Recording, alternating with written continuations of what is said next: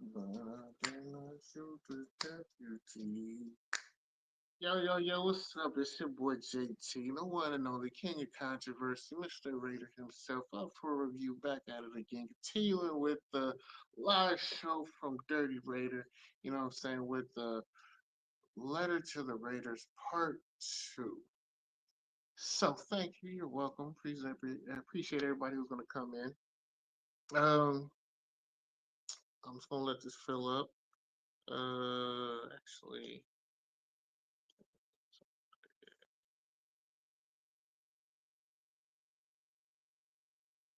do this. Thank y'all for coming. Give me a second. I'm still here. I'm still here.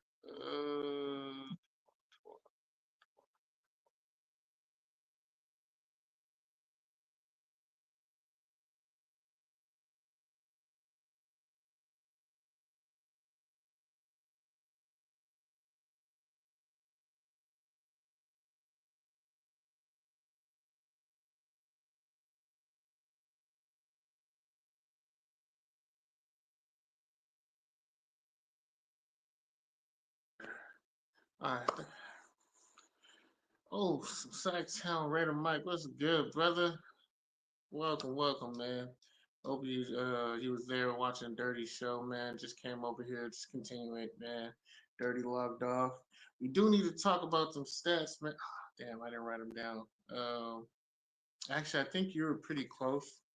You and Black were closer than I was. You know, just unfortunate. But yeah, man, this is just a continuation of the letter that Raiders. Just talking about the Raiders got to do better, man. Like we got to start demanding more. We got to want more. We got to have more, man. It's just not acceptable anymore. And far too many of us are just willing to accept anything and do like nah, man. We gotta do better.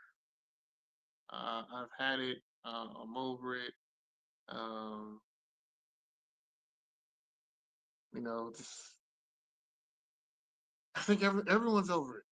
We're all over it, man. We're all tired of it. We're all seriously eager for something positive to happen. Winning one or two or three games is not positive. There's a lot more that has to go into just being a fan than just cheering for your team, man. Um,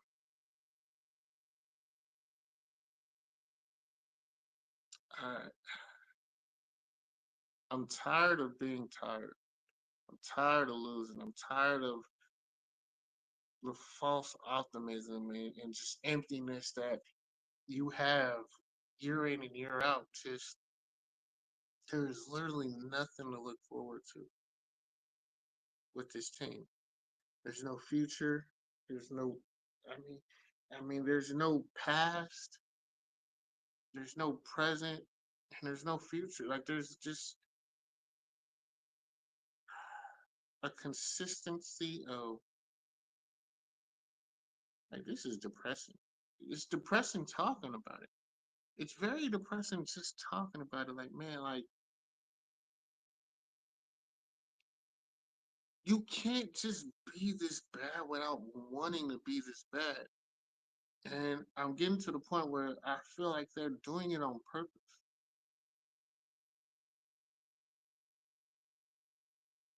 Right? Like they're doing like we're legitimately doing this on purpose. Um, hey Mike, if you want to come up, man, let me know, man. You can come up. We can just conversate, man. We can just talk a little bit. I'm not gonna be on too long. Just a little bit more I wanted to get off my chest after talking with Dirty and Swan. Um, and just talking to everybody, Raider Nation, man. I'm gonna start doing this more. I'm gonna pick better times because yeah, man, I definitely want to conversate more and talk to people and just have an interaction, man. And I want us to voice our opinion. Like today was the start. Dirty writes an amazing. He he did an amazing job with what he wrote.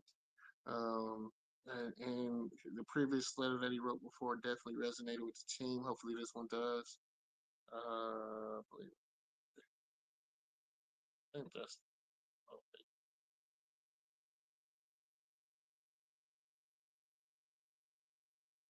I'll put the link in there. Oh, wait. There you go. The link is right there, man. The link is right there. Pull up. Um, but no mas, man. No mas. No more of what we see. No more of this being acceptable. No more of just going in with optimism and false hope. Yo, J Dog, what's good, brother, man? You know what? I might have to update the titles to bring in, man. Like Raiders, what are we doing? Actually, let me do that. Or can I do that?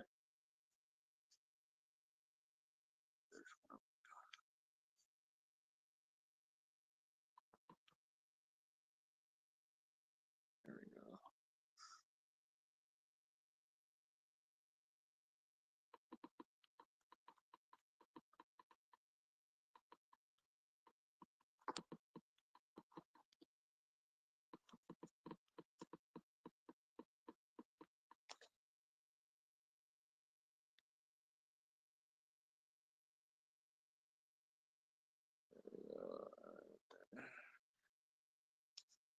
go. Yeah, man, yeah, man. Yo, Jay, man, if you want to pull up, brother. They do have somebody back there. How do oops. But yeah, man. With salute, appreciate y'all for coming, man. Um, but yeah, let's just it's enough is enough, man. We're tired. Tired of being exploited. Tired of being gaslit. Tired of being frustrated. I'm tired of the frustration. I'm tired of the depression. I'm tired of the mediocrity. I'm tired of places, man. Shit, you need to get me out there with you, brother, man. You need to get me out there, man. And I'm put on some pounds. You know, arms and everything is bigger, but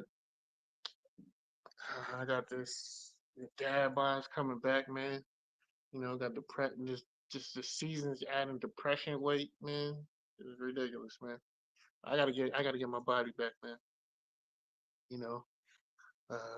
But yeah, man. But I'm glad you got a gym workout, man. And I'm glad you definitely taking care of your health, man, and you know, physically and mentally and emotionally. Because I know what the gym can do for you. So I definitely need to get back and get motivated like that, man. So I'm definitely gonna, you know, possibly get some gym contact. I love calories, and calories love me. And I think there's a better way. I just cut back on portion control. I don't eat the large portions like I used to, which is why I can still, which is why I'm not 300, but I keep the weight off. But you know, I mean, I can still make them jump a little bit. You know, no, I can't. Well, I mean, they still move a little bit, but I ain't got pecs no more, or it's just my chest. But I still got, I don't got arms no more. I ain't got nothing down.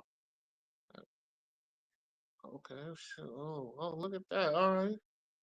So I got somebody backstage. Oh, there we go. There we go. Let me bring him to the stage. He was here last time on the first show. He was back, and I'm bringing him back again. You know what I'm saying? Sacktown Mike, man. Sacktown Raider Mike is in the building. Appreciate you for stopping by. Uh, and like I said, let me put this in here, man. Like I said, this is for everybody, man. This ain't just for anybody. Everybody can come up, say what you need to say, man. Speak to us, man. We love seeing new faces, man. Uh, well, yeah, man. I know, man. I'm gonna get right, man. I'm gonna get arms, cause the way I be talking to people and what the way I am gonna be talking to people, some people gonna want to fight me, Jay. I already know people gonna want to fight me. But hey, man, I'm not gonna shy away from it. I'm not gonna stand down from it. I'm gonna say what I say, how I say it. I'm not here to be offensive, but if you get offended by what I say, then that's a you problem, not a me problem. You know, I'm not doing it to be an asshole. I'm not doing it to be a dick. But hey, man, it is what it is. and and I love punching people in the face. Sometimes you get hit, sometimes you don't get hit. I love banner, I love talking, I love conversating.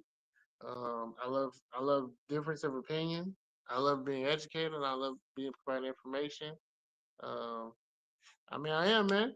I am, and it's not deliberate. It's just I speak logically. I speak logical, man. I look at it for what it is. I don't sugarcoat. I'm not gonna be fake. I'm not gonna be phony. I'm not gonna clickbait you. I'm not gonna troll you or do any of that. No, I'm just gonna tell it like it is, man. And I'm gonna be honest and truthful. And I would I honestly I never wanted the name. It was just given to me because I would tell the truth every time I got up on here, even from my very first show with Hammer up until now. I can't fake it. I can't There we sit go. here and just be like, oh, you know what, we're gonna do this and be out. I can't do the optimism play. I leave that to everybody else because they can honestly do it correctly. I can't do it correctly. I feel bad. I honestly wouldn't be truthful with me saying that. But man, Sacktown Red and Mike, man, appreciate you for pulling up. How Jay, you man, doing, you JT? but I I'm was having doing good. some audio problems, so I had to Oh, okay. get on and leave and come back. So, but No, I no, think I'm that's set good. now. Do I Yeah, I sound used to have okay? those. You sound good. You sound okay. Okay. All right. Uh, nah, man. But now I'm just here. I told the people I come on and go live. I told him I go live after Dirty Show when he did his live right now, the letter to the Raiders part two. Unfortunately, he needed to write another letter, and it was fun and we got active and we talked a lot over there. Just about I, expectations and things like that. So. yeah, I missed that one earlier. I got an emergency. My mom's in hospice right now at Oh, home, and I got an emergency call. She's okay right now. I mean, she's not okay, but I mean, no, yeah. But but anytime you get that call, I I know just how got it is. home. Yeah, my mom called, but yeah, it was a big. I don't want to bring anything, but anyway, I missed almost everything today. I was working with my mom and my sister, taking care of that stuff. So Okay, wait, no, hold on, wait. How do I get so I backstage? Wait, Um, huh? we got another guest, but I don't, I don't know how to work this too well. I got another guest backstage, but I don't know how to get backstage. Or do it again. Do it. I got someone backstage. Uh, Can you only have one on at a time? Because you can kick me no, off no, no, if no, you no, want. no, no, no. No, I had you, Twan, and Black on before. I had up to four. Well, yeah, we had four of us on at one time. Yeah, Yeah, he was in. I know he might have dropped out by accident, but he'll be back. Twan will be back. he maybe he's having the same problems I had. His audio wasn't Sure. working. Because sometimes when you go when you for the hosts that use Stream East Mhm. uh, or StreamYard, I'm sorry, uh, it's you get a mic check before you join the studio, and Yeah, sometimes yeah. it shows that, sometimes it doesn't. And this time it didn't. And when I joined up, I could not hear you, so I figured you couldn't hear me, so I Oh, just okay. backed Yeah. out. You know, Probably had to probably had to allow it. I used to get that all the time because I'm on an Android or whatever, so I always have to allow my camera and my microphone to give access to StreamYard because that yeah, makes it it didn't even easier. ask me that this time. So what I did was I just put my earbuds back in my charger for a couple seconds, and I took them back out and joined back up, and they worked. It was my earbuds. It wasn't your show. Oh, okay, okay. Yo, Twine, if you back there, um, just do it again. I can add you. I don't know why I couldn't add you. On the Raiders, let's see. Who was It's backstage? Was it Twan? You said? yeah, it was Twine. Oh, damn, that'd be See, and nice. here's the funny thing: if you see these banners right here, Sacktown, it's from last year. and it's Are the still relevant. Raiders Losing their losing fan their base. fan base, or are the fans overreacting? This is from last year. That's from last Seriously? year. That's from last year, What the hell? and it's still going on. And look, this right here. At the Oh wait, let me largest. hold on. Wait. I'd get my readers on. Let me Oh, this grab one my right here read. says, Let me get my "Do you?" readers. Yeah, Yeah. I can't believe all these are still relevant to this day, man. Who is to blame? Fans, players. This is crazy. I can't believe I'm like just still relevant, man. But before that, That man, I that mean, is that is pretty crazy that chats were coming up last year that are mhm. Now, these are what banners I had from last year. Like, cause oh when my I used to god, come on fans, streamer. players, organization. I don't think it's the fans. Well, but I, yeah, oh, we're a large part of the reason why we're in mediocrity right now. We've the allowed it. fans. Yeah, we've accepted this. You know, we're a gluttony for pun. You know, we Yeah, love the we're we're punishment. we're like people in a bad relationship. We just keep coming back for more. You know, I know, but it's getting too abusive right now. It's too yeah, abusive. yeah, it is. Oh, Alfredo brothers, salute, man. Hey man, if you want, come on and join, man. You know what I'm saying? Like I said, this is for the people, man. I'm for the people. You know what I'm saying? I don't, everyone can come up and pull up and speak their mind. I want everybody to have an opportunity to speak their mind, say their piece. I'm just going through things right now, looking at old banners. Who's to blame? But I think all three. I would say, but last year was more of the players and organization. This year it's more the fans. I'm gonna say. I'm saying all three are still responsible. And I would say if I had to pick the order for that, I say fans are one, organizations two, three players three, and this right here, and then like this resonates still to this day. Are fans' expectations too high? Are players not trying? Is the organization just pocketing the money? That's well, crazy. you And can't really pocket cap space. I'm not sure oh what no, that means. I'm talking about all the money right now that they're making. Oh, You they're know, definitely pocketing that. Yeah. hmm and the thing is, what's crazy is it still fits today with are the players not trying? Are they trying? Are they not trying? Do they believe in the ski? It would, what would be really cool is to like spend a month being part of everything the players go through and all this stuff to really get an assessment because we really have no effing idea of what's going on, you know, in the behind closed doors. You know, is there locker room dissension? Is there not? They keep saying there's not, but I mean, and really, it'd be nice to be, the fly on the wall, Yeah, so to speak, and find out what's really going on. Because I mean, I don't have a effing clue of what's going on.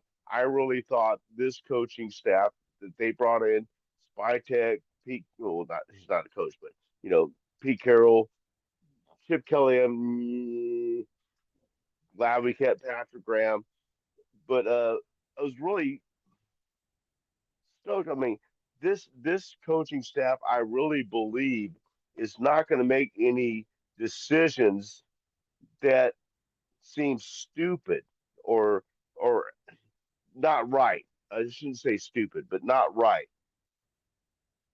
But yet they're doing it at a faster pace than the AP staff did. I mean, they're making changing the interior line around, doing all this, uh, playing multiple players out of position. Not going after offensive linemen early in the draft. We still haven't seen one of our draft draft picks from the offensive line play at all. I mean, when that was our most glaring. So they're not competition, really.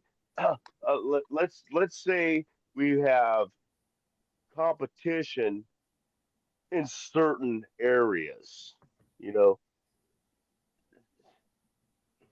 I, you know, it's just it's maddening that I fully felt this year. At least we'd have a coaching staff and an organization that would run. We're all saying this year. We got adults in the room. Wasn't that what everybody was saying? We got adults in the room now. Does it look like we have adults in the room right now? I Uh, mean, I'll end my rant there. uh,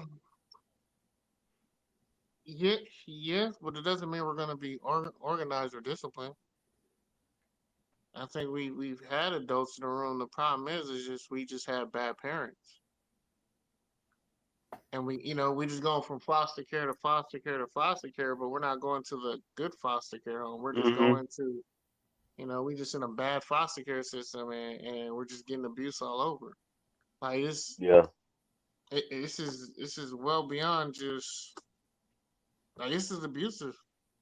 This is a very abusive relationship. Being a Raider fan, it's Exactly. it's worse than toxic because we're truly invested. We truly in love. You know what I'm saying? We're not gonna walk away. I don't think none of us are gonna walk We away. can't. We can't. We're Raider fans. If you're really a Raider fan, you can't walk away. That's you know, and you don't want to because you just know next. It's. I don't know, man. There's something wrong with us. Man, to take this kind of abuse and just keep coming back because you know what I think it is. It's not even. I think it's the fact that we're part of Raider Nation. The Raider fans are part of Raider Nation.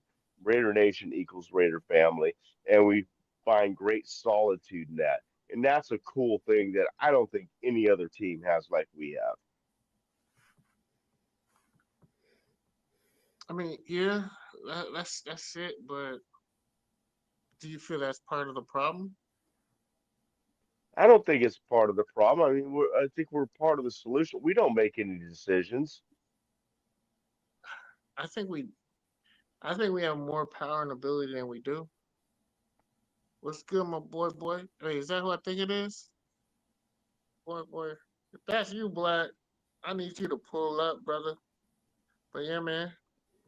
Uh, it's in there, man. Chat's in there. Pull up, man. Just like I said, it's an open forum today. We just continuing from what we just saw, from Dirty Raiders channel, man. This letter. So we just talking and shooting the breeze. But I just, but Antoine, like honestly, like I was going through my banners. And I was telling Sagtown, I was like, hey man, all these banners are from last year. Why they still resonate today? Like, Hmm. you know, like this, like who's to blame? Fans, players, organization. There we go. As a fan, what should you? Yeah, I'm just. But really, it's just I can't believe I put this. Mark, sell the team. Mark, let Tom take over. Draft a quarterback. What do you do and where do you start? Damn, I guess I was really mad that day.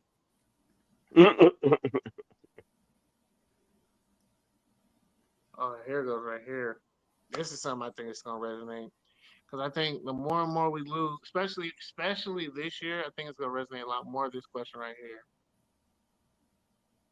If we continue to lose, and then when it gets close to the end of the season, like what do the Raiders need to do to win you over? Realistic thoughts. and or questions. Is that from this year or last year? All this is last year or 2 years ago. Okay, Like that's none last of year this, too. like yeah, I haven't done none of this for this year. But what do they need to do to win you over? Like I think majority of the people, like Win, yeah, but even with win, winning, like it's compete, and starting to, win. I think it's starting to resonate with fans that there truly is no hope in sight. There truly is no. They have no vision of actually seeing the Lombardi Trophy be hoisted up. You know, um, oh shit. It's first right here. I think this is black, but Yeah, it's your what's Up, boy. black. What's up with the bros? What's good, fam? good, man. It's good. Welcome back, man.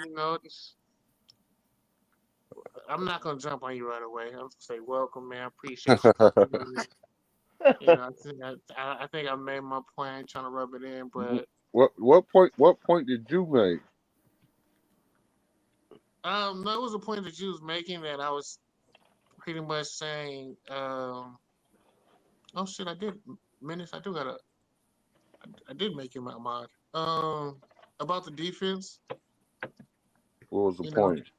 you said you was talking about how it looks like on paper, and I was telling you about the eye test because I don't see an 11th ranked defense. I mean, You I play see it Kansas City. I see it versus the weaker teams in the league. I see it versus the bad teams in the league. I see No, how that stat can be misleading, but when it really comes down to the truth and the true stats of what a good defense or 11th ranked defense is, they don't show up on like third down, in red zone, fourth down, um, turnovers, takeaways. Like they we're not leading in none of the that's not main categories of a actual true, bro. defense, and so that was like my question. And I know the Kansas City game would be a bad like marker to really gauge it Yeah, so because let's have this conversation after 3 games. That's a better sample set. The next 3 games, next because three. you went against a team that we was 11th, they was ranked 12th in defense, but they was ranked higher in offense. So But the okay, Titans game, the Titans are huh? ranked higher in offense. The Chiefs. Oh, okay. Well, I mean, we knew that, but No, that's what I'm saying. The Chiefs going into the following week, after being ranked 11, they went against the Chiefs. They're ranked 12th in defense, and then they offense they was ranked higher than the Raiders because the Raiders was 19th or something. yeah.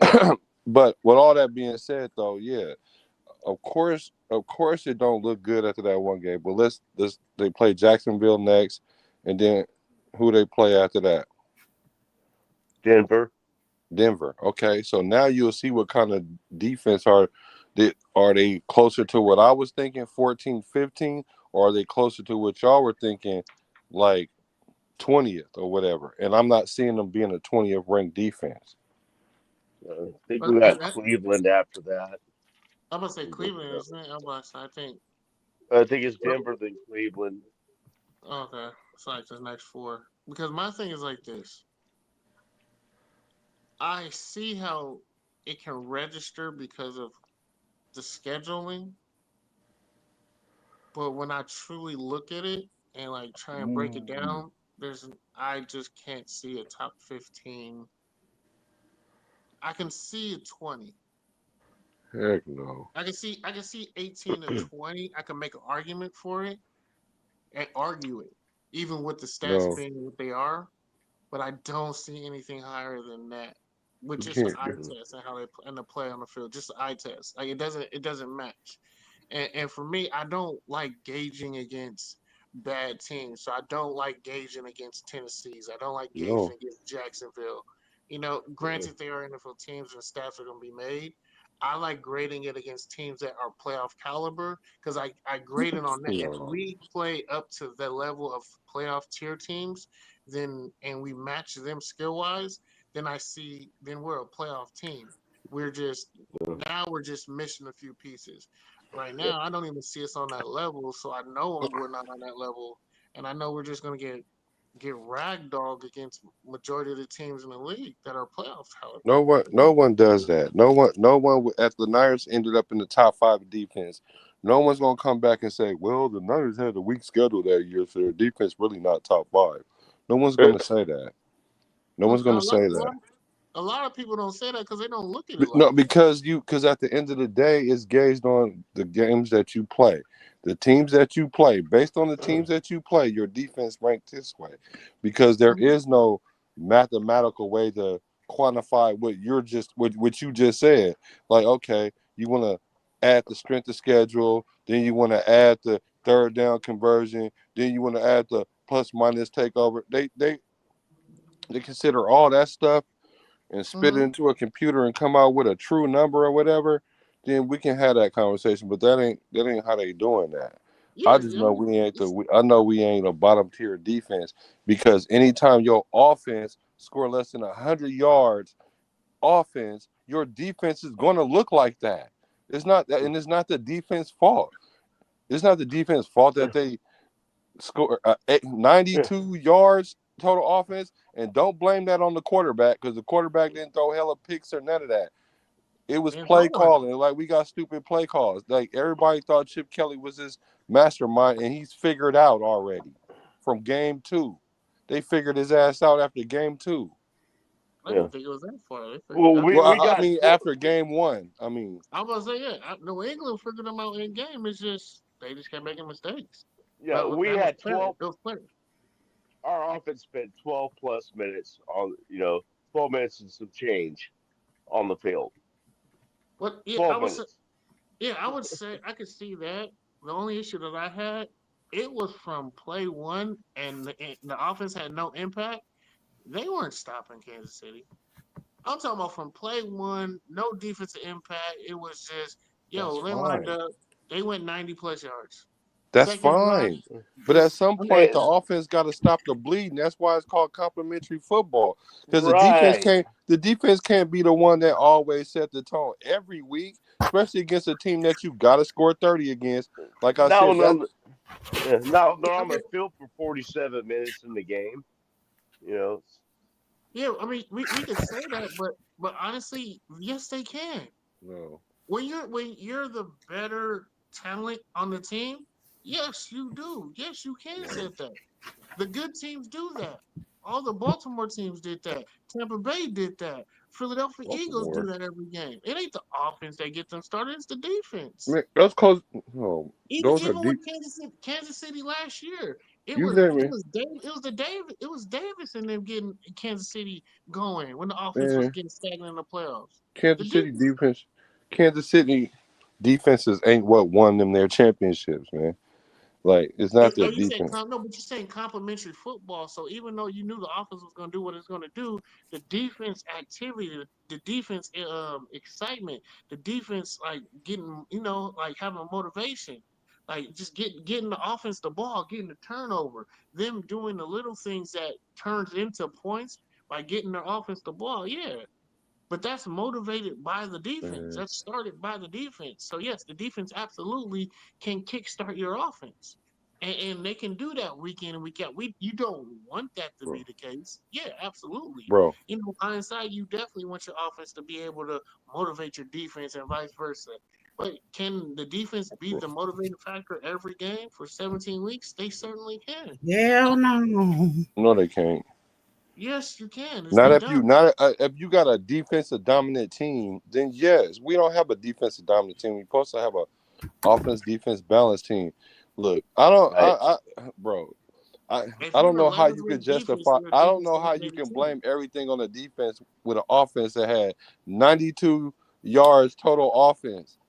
Do you understand? Do you understand? I probably never even seen that in my life. I mean, You with us, haven't Yeah. because that was a record. yeah, it The, happened. It happened with the us again. Chiefs It had happened with. two different drives that outmatched our total offense for the entire Well, no, game. yeah, but that was the thing. It started from the jump, so it Bro, wasn't no. There was no impact from the defense, even if they Now the offense needs to play complementary football. The offense was terrible to begin with, but the offense isn't ranked 11th. I was like, if you're an 11th or top tier defense, you don't give up or allow the Kansas City to do what they did against us. What Yeah, was in the the what was the in the score later, at halftime? What was the huh? score at halftime? What was the score at halftime? Over 20. We were down like 20 something. It was Twenty it twenty-one. was I think it was 21-0. That's yeah, three scores, and no, we we had didn't no. stop them. They didn't punt until when? Like the middle of the third? We didn't stop them, but we had no offense. I mean, they were scoring Yeah. Right. How long do you No, drives. but it has nothing to you do you with you your don't you don't defense. you don't fucking stop a you go 12, 13, 14, 15 play drive, then you come off the field, 4 plays later you back on the field, they score Right, again after a 10-play drive, 11-play drive, then you go back on the field, then 4 more plays later you go back on the field, and then they score again, right? And then you at the halftime 21 nothing or whatever point of the game. Now you like defense, why y'all ain't doing that? Okay, we get the ball, we go out 6 plays, sit down.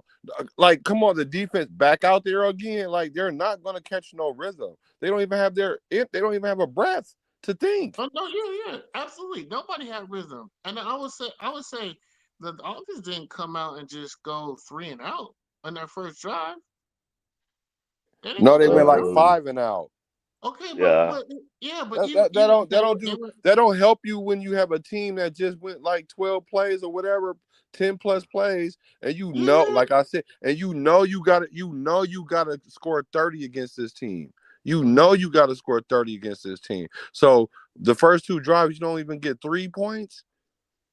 And that's my thing. Correct. Yes, absolutely. Offense is responsible for their end, but the defense was more responsible in this game for me because it came down to that. The Kansas City Chiefs are still not running 100%. They worked a guy who ain't played a game yet. He looked like No. he's in midseason form. Or, They couldn't. oh wait, remember what I said that last week? Everybody was like, "What are you talking about?" I was like, "No, I'm talking about their play calling and everything. They're at midseason Yeah. form already, and that's why they was able to have dude come in and just kill us. Even But if our defense played top 11, we still was about to lose that game. I Yeah. mean, no, but Like no, I'll I'm say not gonna sit here and act like it's all no. the offense, because even if the defense showed up, we was gonna lose that game, because you can tell their No, game we don't. plan was so rock solid. Like, But I want that's to. just go ahead, I'm Sam. Cut sorry. the time. Go ahead. No, I you was go gonna ahead. say. I was gonna say. I heard something today. I thought was pretty interesting. We had 15 scripted plays to start the game. Yeah. One running play. Oh yeah. He ran one run within his One run first. and 15 fucking Yeah, plays but or and effing plays. this right here is what black. This is help black. He had one run within our first four, 14 or 13 plays. First Yeah. 14 or 13 plays we ran that game. There was one scripted run, one to Genchi. And by that time, the game was already over, and he didn't have to commit. I was like, he still should have committed and ran more, but he wasn't going to run because we were already down 3 scores. Well, he's good, but We were down. yeah. We were pretty much going to be down 3 scores, and the defense wasn't going to stop or slow down Kansas City at any point. So now it became a shootout. Now we got to hopefully force a turnover, force them to, So now we got to throw the ball 30, 40, 50 times if we're trying to win this game. Hmm. Well, we don't seem to have a plan B when we get into a game. You know what I'm saying? Uh, it's a I'll be very honest. Like, basic way of putting it, but I mean, if this isn't working, what do we go to? What do we try? There's mm-hmm. no you gotta fire Chip Kelly. thank Got you. to fire the whole coaching staff. No, it's just Chip Kelly. Nah, it's Patrick Graham too. You No, can't Chip just cut Patrick the Graham is offense and the defense. Why not? It's not the defense. It is. It's not It's every time the it's defense they're been getting no compromised. that's support. It's because the offense scored 0 points, 6 points, and 6 points. Every time our defense been compromised is because our offense scored 0 points, 6 points, and 6 points. That's offensive Yeah. play calling. Like we don't even when we got down and we should have committed to the run because we need to establish something. Like now we're forced to try to do what we've been trying to do all year that everybody already know already. Chip Kelly Mm-hmm. is they already see his game plan is not nothing. His play calling is not there. He It's never not had there. When I told y'all on the last show, but I told you on Big Show. I'm like, he has his plays that everybody knows. It now comes to, is my player better than yours? And the only reason it worked at Ohio State is because he had the better talented team. But the team knew the play call was coming. It's just, are your players better than mine? It comes with 50-50. And right now, we don't got 50-50 players. It's not, the talent's not even when it comes to the talent field, how we're coaching, drafting, coaching, and developing players. Like it's Chip not. Chip Like Kelly just not it. he's never been well it. And the fact well that when you're I mean, we agree on this, so I don't know, like we're not arguing. We just it's Yeah. just no we just can't stand. I can't stand Chip, but I also can't stand Patrick Graham. Yeah, I know, yeah but see, y'all don't you that's only because that's based on how y'all don't like his scheme and all the No, shit. no, no, But no. He just sucks as a coach. you could say that, right? He does. Our He runs offense up ain't all the never way in his been. zone. But he's showing up much. He's showing up more than Chip Kelly, and Chip Kelly supposed to be the ex head coach, oh the guru guru, super genius, all the shit that everybody was slobbing on this Johnson about when they hired this punk ass. I was the only one that was like, "Why we do that?" I mean, I didn't know you at the time, but I know I could have been there more to back you up, but I'll be honest, I like literally, they they're literally tried that. to flame me over that. Hey man, hey, I hey, can't listen to it for too long before I get upset and just frustrated. I'll be like, man, I just got to snap on y'all. Like y'all sound stupid. That's So what I yeah do. well I, well the, yeah, but see, but here's the thing. I get this title that you see, King of Controversy. That's the title they gave me. Like I don't know, like they was kid. Like I was. I get. You know what? You probably say it in a better manner than I was No, I saying don't. it. No, I don't. You were a lot nicer than I No, I'm was. not. Yeah, you're a lot nicer. Trust me. No, I'm not. Now, because I deliberately was saying you guys are idiots, you're stupid, and I was saying about name like I had no Yeah, filter. you just haven't seen enough of me. I was doing. I was go back to last year when I first came into this little circle because I didn't know that I wasn't involved with all these people that known each other. Matter of fact, I remember a while ago somebody was saying, "Black, you and JT need to do a show together." I never knew who JT was. I was like, "Who is JT?" And when it all rang later on, and I was like, "Yeah," because y'all scared to stand on what y'all say because y'all say some shit and then want to change it the following week when it don't come true or whatever. Like me, I'm gonna tell you what it is, and if I'm wrong, I'm just wrong. But I know enough that I'm probably more right than wrong for sure. Yeah, yeah, That's for why I be sure. betting them all the time. That's why I be like, let's bet. So that way, when they get to arguing with me, I'm gonna be like, ain't I in your pockets from being wrong before? Why you ain't learning? You know what I'm saying? Like, I already got one person on the show ain't been live all this year, like, because he really don't want to be on with me. But I know that's what it is, but he ain't saying that. You know what And I'm who's that? saying?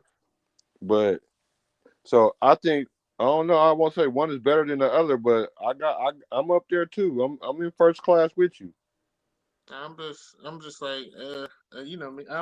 Well, see, I've had Chip Kelly on my college squad since 2017. So I've seen what his peak and his valleys and his lows, and I've seen it Right. when he was in Oregon. So I know how he's benefited from others' work.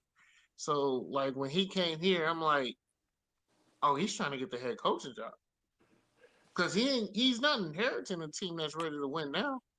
Right. And the thing is, he's not an offensive coordinator. He's a head coach who wants to be a head coach.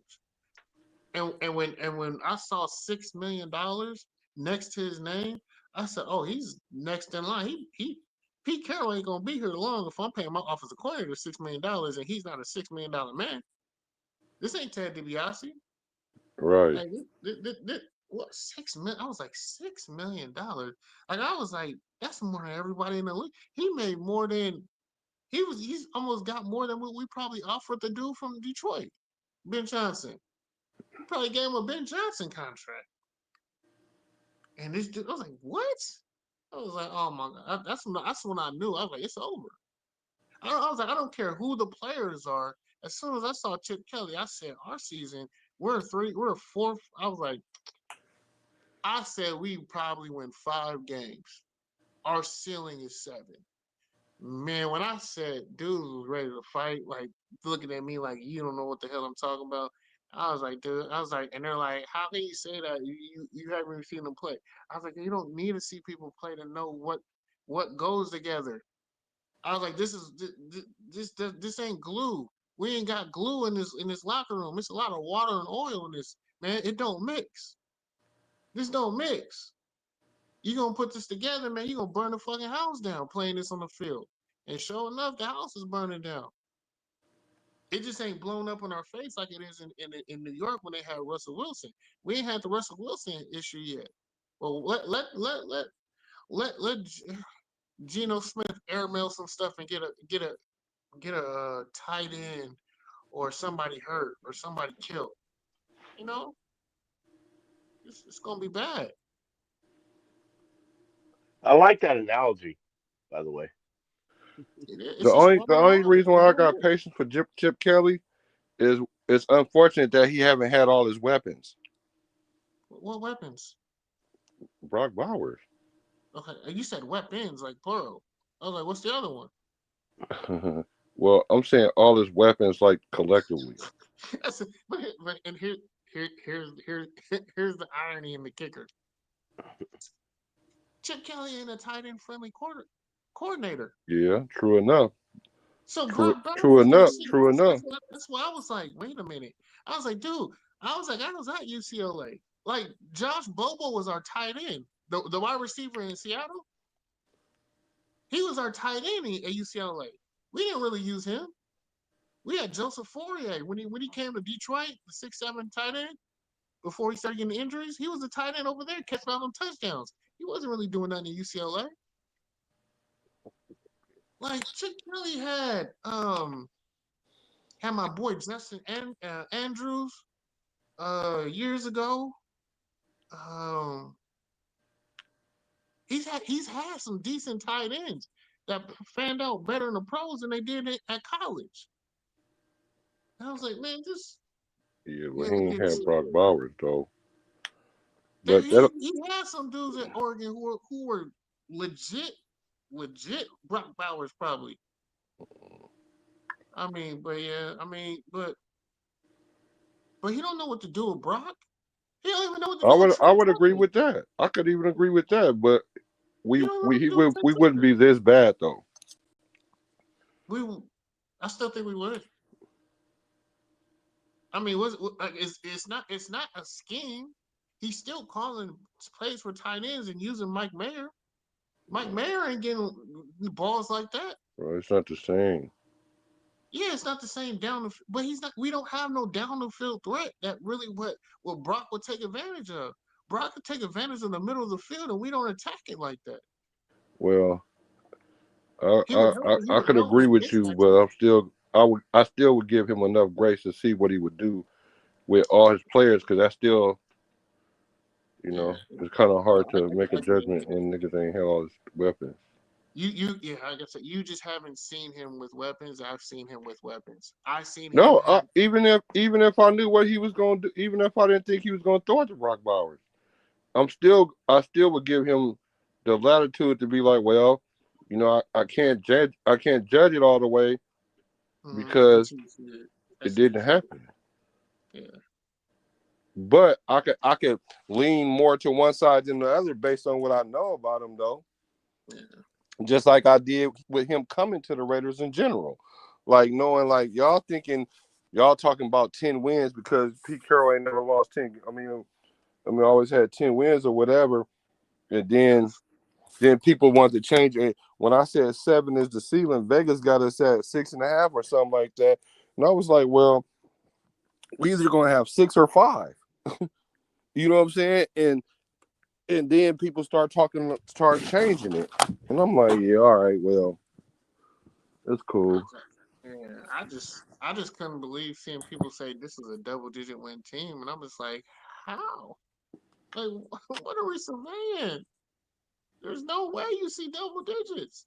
Like that means that the roster we had last year was a lot better, and it wasn't because everyone's saying right now that the team was better last year. It wasn't. Because if that was the case, then if the roster was better last year, It wasn't. this is a two-win team, People three-win just team. talking. I mean, they were coached better. No, man. All right. Some Okay. people might say they were coached better, I motivated don't, I probably. don't know if that's the reason why, but okay. We could say that. I like for me this year is just I just needed to see one or two players progress and get better. Just I just want to see progression within the players themselves because I knew we weren't going to do diddly squat. I knew we weren't going to do anything, man. You knew you could hear the way I talked. I knew this wasn't a playoff team because we need to build. So we need to build a foundation. We need foundational pieces. We need people who can hold down when things get tough. They can hold steady. We don't have nobody who's just solid as a rock at the foundation point. We still don't have it. We thought we had one in JPJ, but man, we destroying his confidence, man. I know how good he can be, but when you ain't got no confidence, you know what's gonna happen, Black. Anybody can. There is something going on there, man. I don't know what it It's is. just There's definitely something going on there. no. It's just they personally don't like his style of play. That's it. That's it. Coaches have styles, and he just doesn't fit their style. They're Yeah. not saying he's a bad player. They They don't have a like the style of somebody goes out there and just tries to bust people's asses and pancake them. So that's a bad trait for an offensive lineman. You yeah. know, I mean, there's some kind of personal issue going on. I don't know who said what to who or what. There's something going on. Man, this is what's going on. He act too much like a YN, and that's an old school regime. Thank you. I've been saying that, and that's why Patrick Graham has He's to get act. his Say that black again. I ass didn't out of catch there. That's exactly why Patrick Graham needs to get packed up out of there because he runs off every YN that we've had on defense. He's ran off every single one of them. Everyone he's drafted, he ran off. How is that? Every single one of your draft picks, every one of your starters for the last two seasons, you done ran off. Yeah, if that's true, I don't like that. Just look at the track record. Every single person we drafted who has been starting are off somewhere else, playing somewhere else, and putting in work somewhere else. He only can coach older, older gentlemen, it. men with families, and you're not going to win with that unless you have the top tier guys. You know that like not with the guys that we give him. He ain't gonna win with that. He's not getting top tier. We're not paying for talent. They giving you mediocrity guys, man. Like you giving him what? The dude Booker? Come on, man. This dude was what third, fourth string on the D line at Philly. He ain't gonna do nothing really. He can look good here, but he's not really stopping anything. Because if he was that good, Philly don't drop him like that after winning a Super Bowl caliber player. You just don't drop those players, I don't know. especially if they're not a problem. I mean, he really was no impact to the team. And we pick him up thinking we're gonna get a gem. Like what? I just like I was like, man, I don't understand how y'all think. Like if anyone we sign right now, they don't improve our team. They hurt our team. Like everyone we're gonna sign is gonna hurt our team going forward.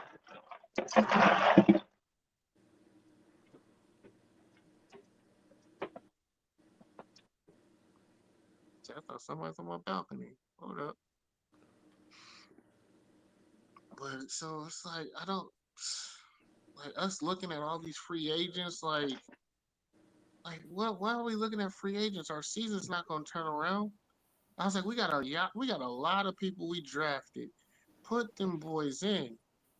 You can't tell me that every one of our draft pick can't get no reps. They're Y'all not think it's ready. the players, man. It's not the players. It's not the players. I mean, it's not the players that need the reps. It's the players that are getting the reps that are the problem. Y'all think these other players gonna come in and make a difference? No.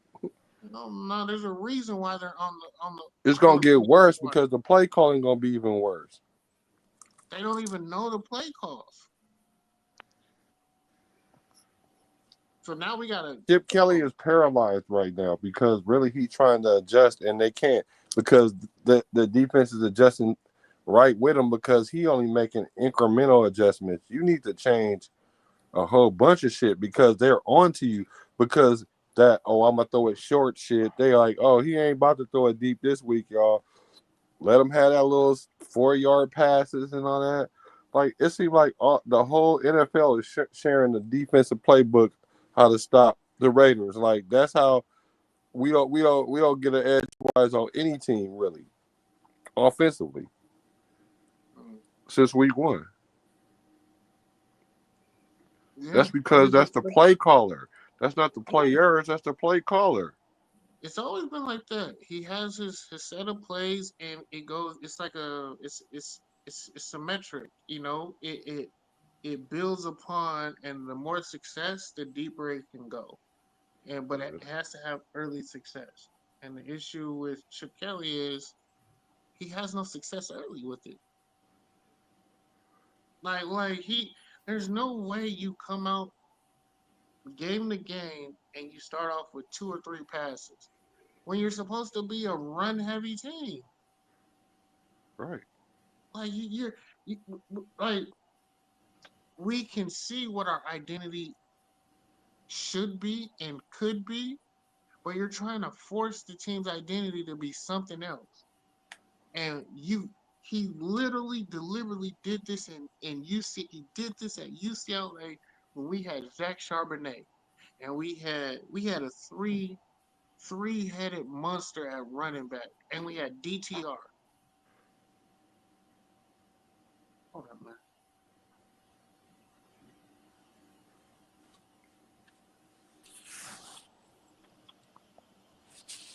I'm telling you, that's where you got to start at.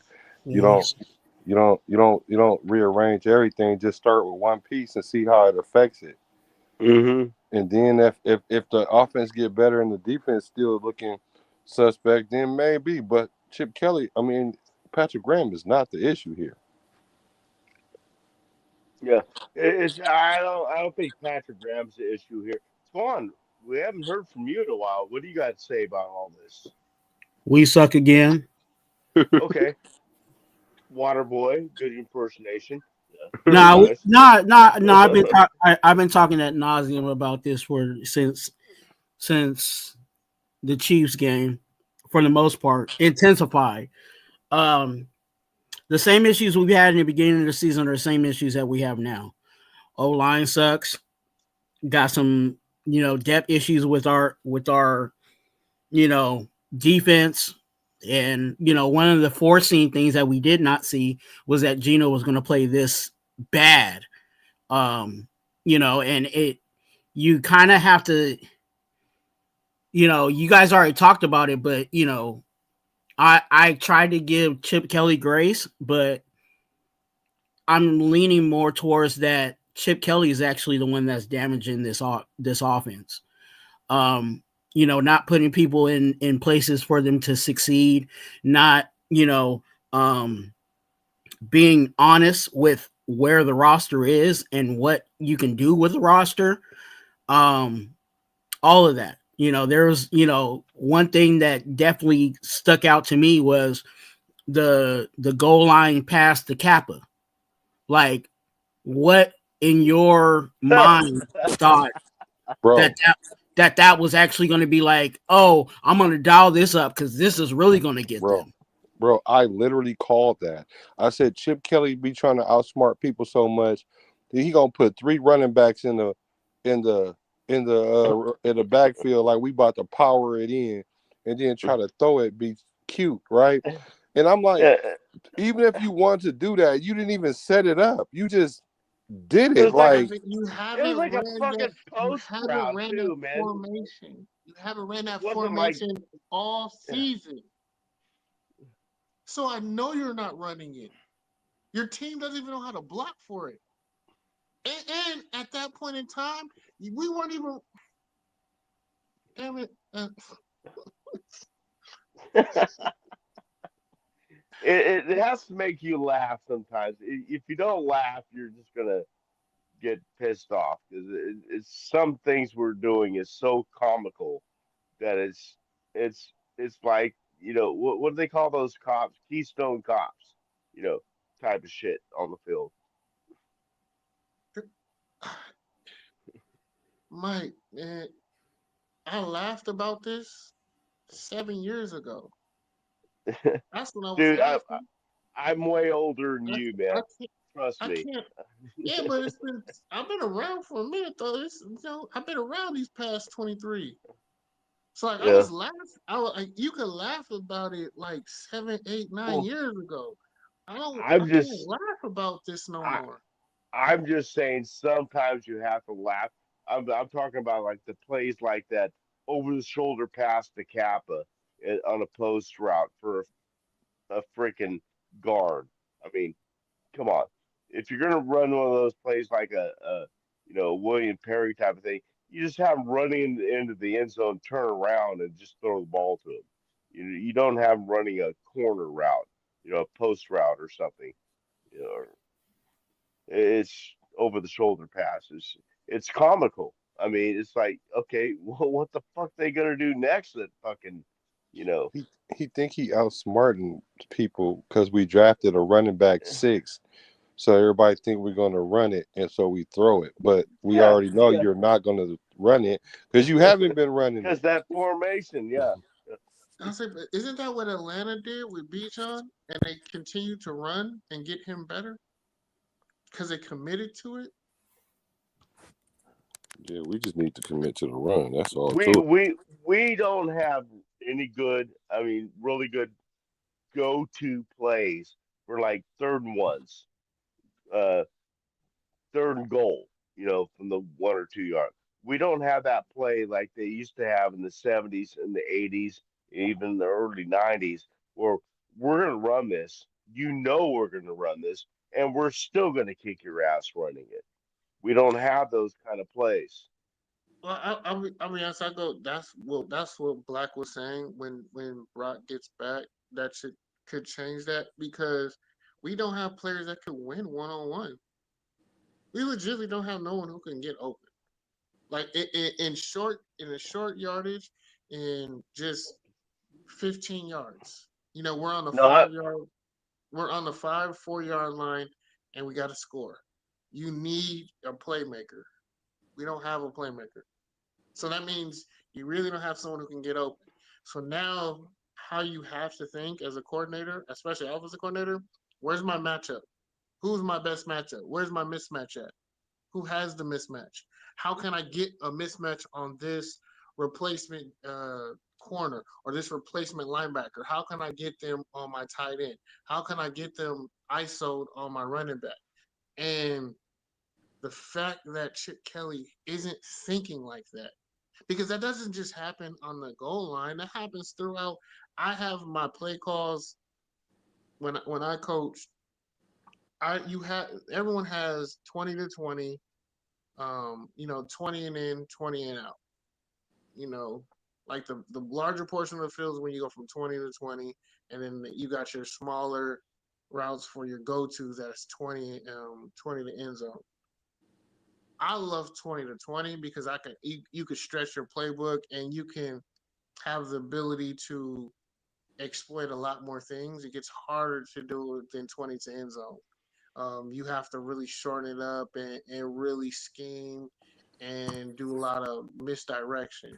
Yeah, because you got to set it up. That's why. Mm-hmm. Because really, the red zone is easier when that 20 to 20 that you like.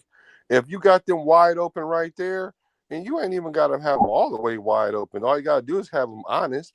So then when the field get condensed, they can't favor either run or pass on you.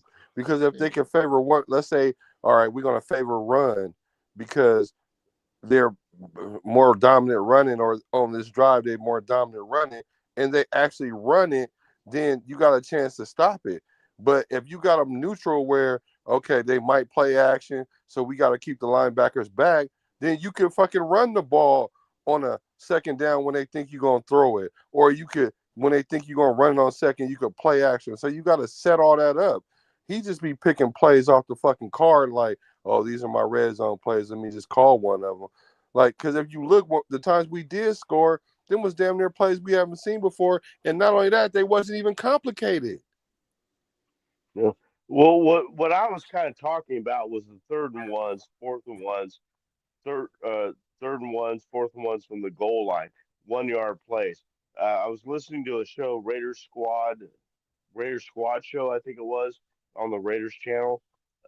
And it's got Q Myers and Lincoln Kennedy and a woman I can't remember her name, but Oh, the one right after the game. I know what you're talking about with Lincoln Kennedy. Yeah. Shimra, yeah. But Hmm. and Lincoln Kennedy goes, we James had Jones. I mean, yeah, James Jones be on there. James Jones does it, some Eric Allen does it, Amber Theo Harris. But the Raiders squad show is Lincoln, uh, Q Myers, and I can't remember Sean Trey. I can't remember her name. She's a very beautiful woman, but and Yeah. very smart. But anyway, and Lincoln Kennedy says we had two plays.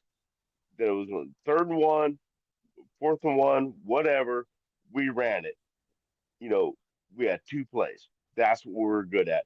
And they knew we were going to run it. We knew we Right. were going to run it, and we could run it, and we were going to beat you at it.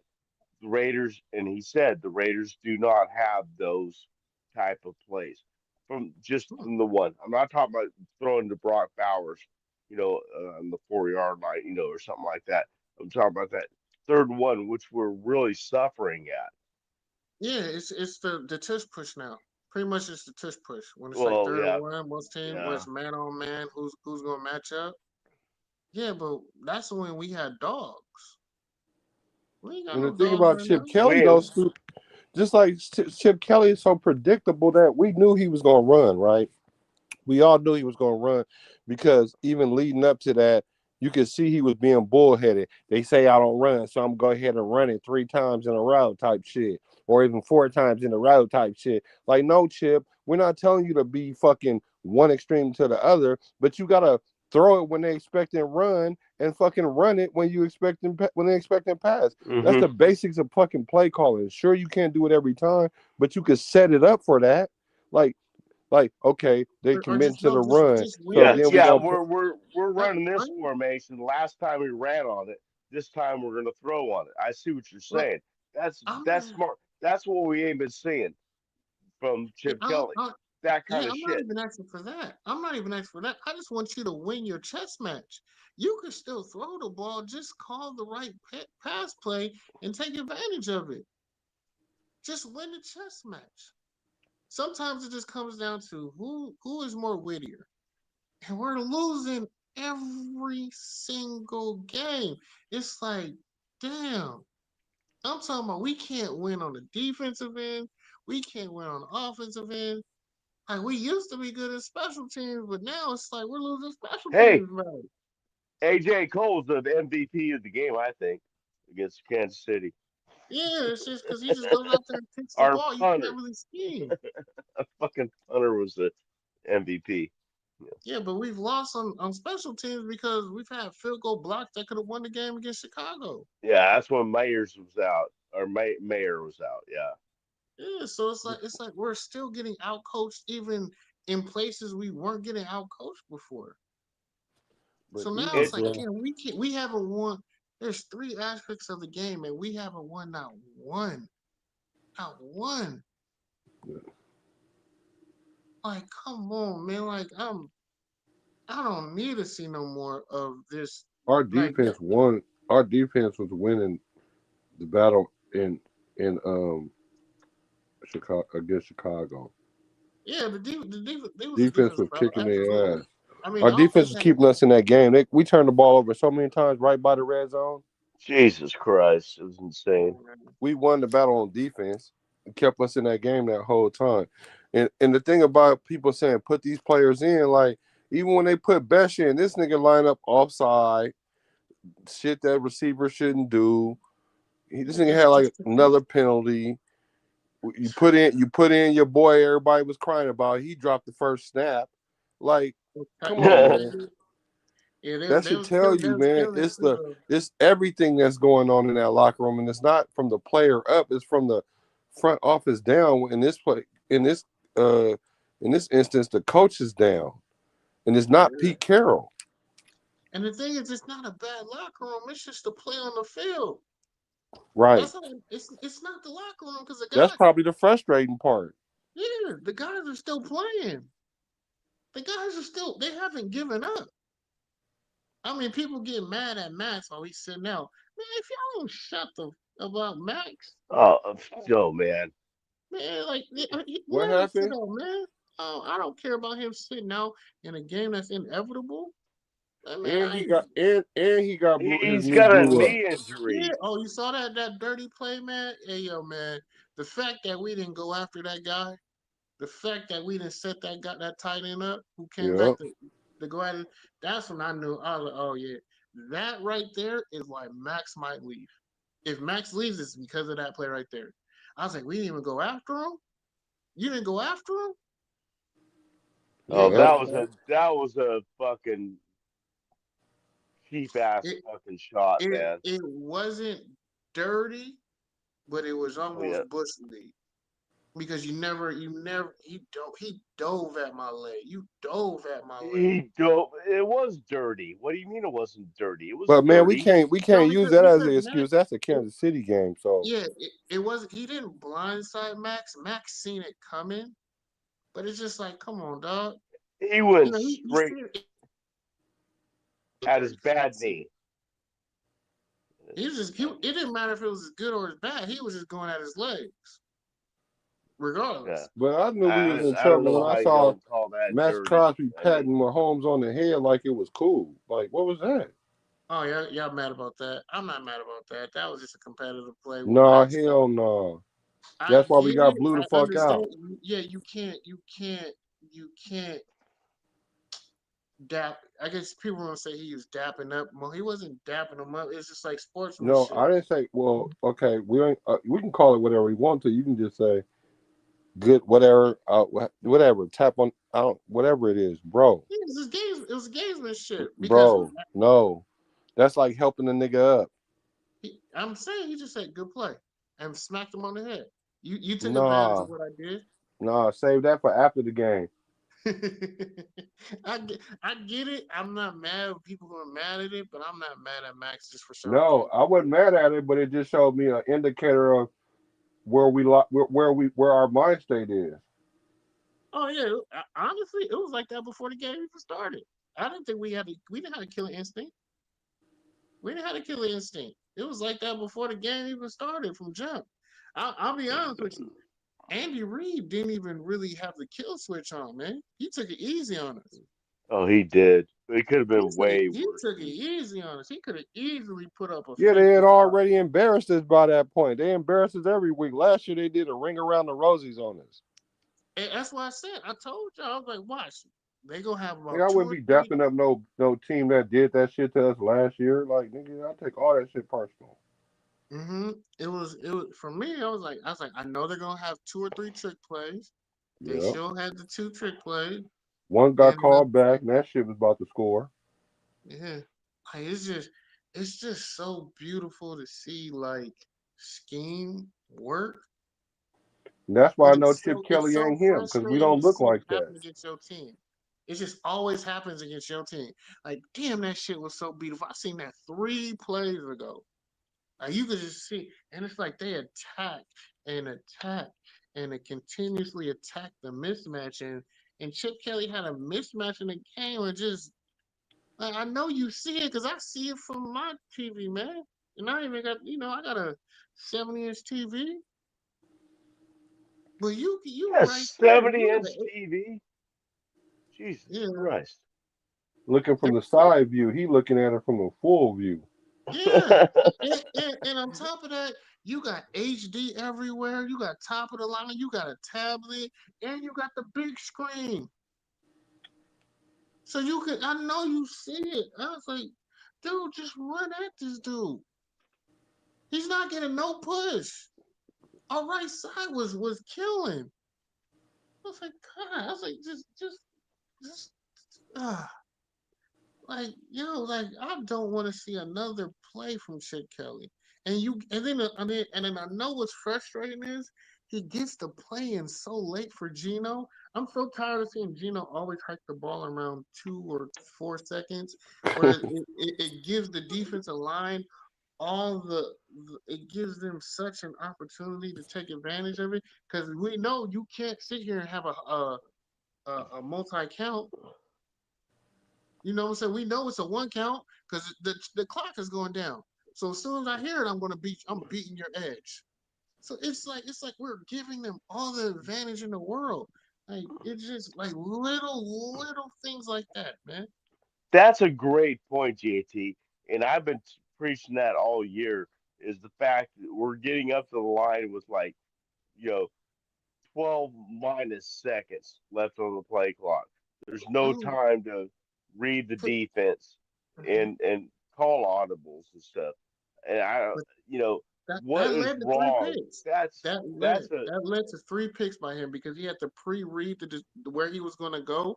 He couldn't read right. it, and they backed out of it, and the linebacker dropped back, and it was in his line of sight, and he didn't. Yeah. And this is the thing: he didn't know where 2 and 3 was because he Hmm. knew the blitz was coming, and he's like, "Dude, I'm not trying to get hit, so I'm But just but throwing this thing. I'm just but throwing shouldn't this that thing." but shouldn't that process have been worked out at preseason? You know Yeah, training yes, but camp the thing to is, getting up to the it's line, reducing not the play preseason. clock. I heard about stuff like that because we're getting up to the line. I mean, if there's a stat for it, I'd like to see it. What average time we get up to the line, as compared to other teams. I would like Like to see that because I think we're at the bottom. to answer your question, yes, it should be worked down to OTAs and preseason. But the thing is that the playbook is there's so much depth to Chip Kelly's playbook and so many options between receivers because they'll have release options, check options, a read option based off what the defensive playing. They have multiple options in the route. Like it's just there's too much. It's overload. Like there's a reason why the receivers are running the run routes or not lining up correct. It's because it's overload. He's overcomplicating a simple game that can be complex. He's making it too far. Like he is a great mind of offense, but it's also a detriment of his is because it's simple for him to understand his concept. Hmm. It's like rocket science to the players he's teaching. One, because the players are just dumber than they were in previous years. They're just they they're not. It's not commanded or demanded for them to actually know a lot in college because college is simplified. They really just have 2 or 3 routes, and like Best in college, he didn't really have to have a big depth in moves. He didn't have to have a lot of routes. He was just that much more talented than the guy who was lined up across from him. He could just run nines. He could run a post. He could run a slant. He could run a comeback. I really had 3 routes. He didn't have that much, and he had good hands. He got solid body. In the pros, the reason why he couldn't get separation is because he wasn't practicing that in the 4 years when he was at college. That's why Thornton was getting a nod and starting early, is because he had to actually work and he was going against better talented guys who were going to the pros. So he had to work on moves. He had to actually be able to get separation. So it's just we fail at the little things, so we're definitely going to fail at the big things, and we're just not going to be successful. Um, on top of that, when you can't continue to keep your keep or develop your young players. Um, that's going to be a bigger issue because now when these older players start to get weaned out and they're not as fast and you're not transitioning to the guy who's been on the bench the past 2 or 3 seasons just waiting in the win. No, you have to bring in a free agent. And now that free agent has to learn. Now that free agent has to relearn a lot. It's not. It's the thing is like that term "next man up." That's not a term that's used with the Raiders. We're not using that term. We're trying to fill in. Fill in the blank. All right, what can work here? Who's out there? Who's on that waiver wire? Who's on the? We're trying to fill the holes with somebody that's not even on the team right now. Man, what's good? All lies, man. Salute, brother. Thank you for stopping by. Um, and I wanted to run this by you though. I brought it up to Twan and Dirty earlier, Black, but Dirty played something about Derek Carr talking about the people who need to fix this and can fix this are in the building. I Hmm. laughed and chuckled and said, Derek, you full of crap. Stop, doing what you did when you were here. Just say the truth. But I feel this way. Not that I know, and I know this will work, and I know it will be the right hire. I'm saying Mike McDaniels. He's going to get fired at the end of the season. We're not bringing him on as the head coach. We're bringing him on as an offensive coordinator. One, we instantly get younger, instantly have a better mind, a younger mind. We still keep the same caliber of intellect because Mike McDonald is a young guy with something to prove who is an offensive minded guy. And he has proven to be able to work well with younger guys. He's proven that he is more of a player's coach than a field general. And we have a lot of young guys on offense that can resonate with him, feed, be fed proper information and intel. Um, and most importantly, he's great at calling plays. He's great at dictating the change. He's good and solid at setting the tone. He's not scared to trust his players and let players make plays. Um, so how do you feel about the Raiders signing uh, Mike McDaniels as Mm. an offensive coordinator? I always felt we need to go younger at the play caller. Hmm. We need to get younger there because all these, because you can look at any of these teams. You can look at Indianapolis. You can look at any of these teams and see that they got a plethora of plays. We don't have a whole bunch of plays. It's almost like all the other teams. It don't even matter what the personnel is. They're gonna make something work, and then just either they drop it or they don't protect or whatever. But the plays be there. We have an old school coach and an older play caller. We need to get young in one of those two positions. Well, preferably the play calling position. But yeah, I'm not opposed to it because the ones that we've been getting is not overrated. How do y'all feel about it? I didn't really get what you felt about it, Twan, and Dirty channel. But I want to hear what you got, Mike, and how you feel about that, Twan. Go Go ahead, ahead, Mike. Twan. No, you go first. No, I think he's an innovative coach. I think he's a guy. Again, the issue over there is not really schematically their offense. It's just I think it it's just gone bad over there in Miami. I don't think it's specifically because of their offense. I think um there's a lot of other things that are going on over there. They're kind of similar to us where we have a whole bunch of problems and you can't really pinpoint which problem is really the problem. Um but I think if you had him come in and be the offensive coach, I think again you would get all those innovative things. We would have a fullback, what I'm saying. We would have plays for the tight end. There was a lot of guys in Miami that were successful, what I'm saying, at the tight end position. um so that means obviously he's going to be dialing up plays for um Brock Bowers and all the other weapons that are on the roster. But yeah, he's definitely a younger coach, so that definitely will fit what I think we're trying to do moving forward with this offense. I just don't think he's a leader of men. His play calling ain't the issue. No, no, I I mean,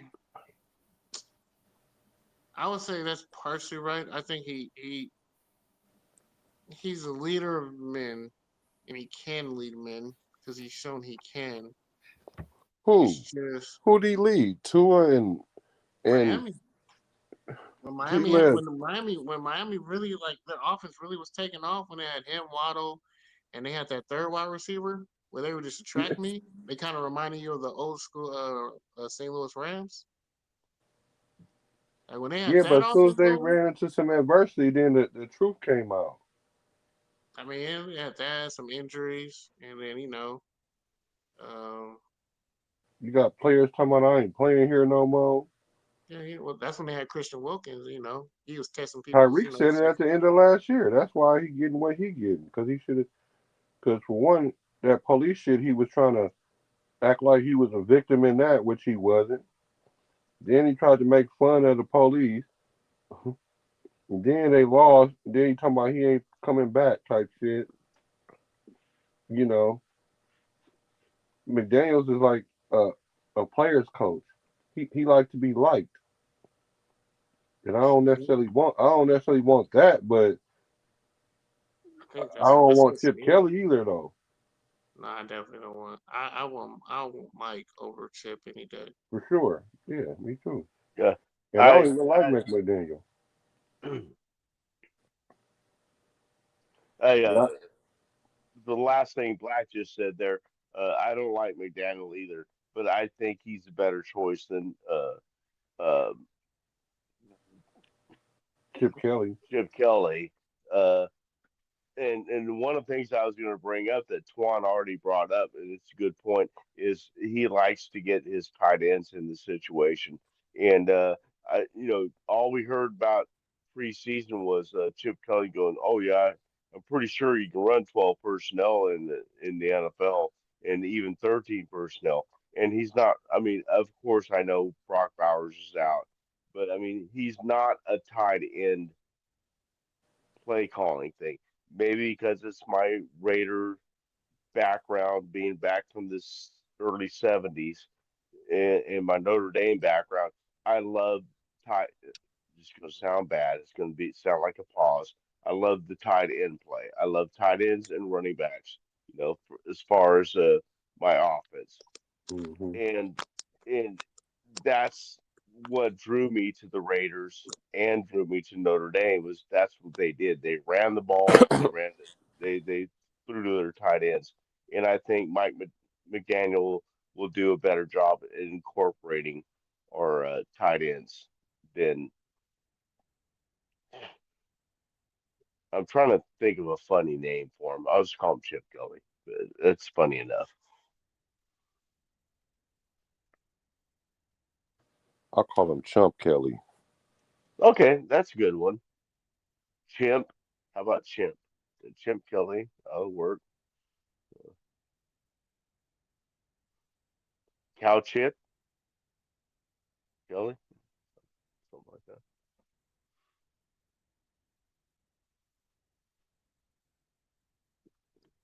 But yeah, I mean, I said it on another podcast a few weeks ago. I mean, the Raiders said we are running a very vanilla offense. It might have even been on this show. I'm not sure. Uh, But what are we running? During the preseason, what are we running now? It's more like Rocky Road than vanilla. I mean, it's just bad. Rocky Road is definitely the call. Uh, I definitely agree with the Rocky Road. But like, it's very Rocky Road. I mean, we don't know. I don't know, I man. mean, It's there. if your quarterback don't fumble the ball, don't throw no picks, and y'all only and he threw the ball 16 times or something, and we only get less than 100 yards total offense. That is not the player. That's a bunch of players, and it wasn't a bunch of players because it was the play calling. But It, but that's but it's that's it's what but that's what's frustrating about it, Black. Because like you talking about the turnovers, like if we only just did not turn the ball over, we our record would look way better than what it is now. Yeah. You like it, we just remember, like, people fail to forget that last year we were in a position where if our quarterback threw one pick, the game was over. Yeah. And this quarterback is throwing three picks. You know what I'm saying? Averaging, what is it? Three picks a game? Right. Like, it's horrible. So if we're throwing oh my god, it that just shows you how bad this team is. That we're worse than what we were last year. And mind you, they added players that were supposed to come in and be better. And the other guys that were here are the same guys. Our O line from last year is the same O line. just in different positions. You know, so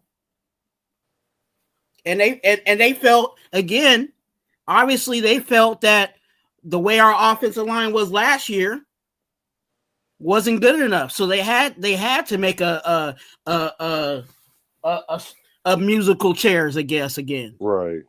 There you go. That- That's a good way to put it. Which Musical which chairs. which which was our detriment with Patrick, not with Patrick Graham, but our detriment with what's his name, big dude, big head guy, McDaniels. You know what I'm Hmm. saying? We were playing musical chairs in week 4. Was that going to be successful for the team? No. So, broken record. This Broken record. is the first time I've been talking about the Raiders since Sunday, so that's why when you said you've been doing it since then, I was like, oh, I know you exhausted.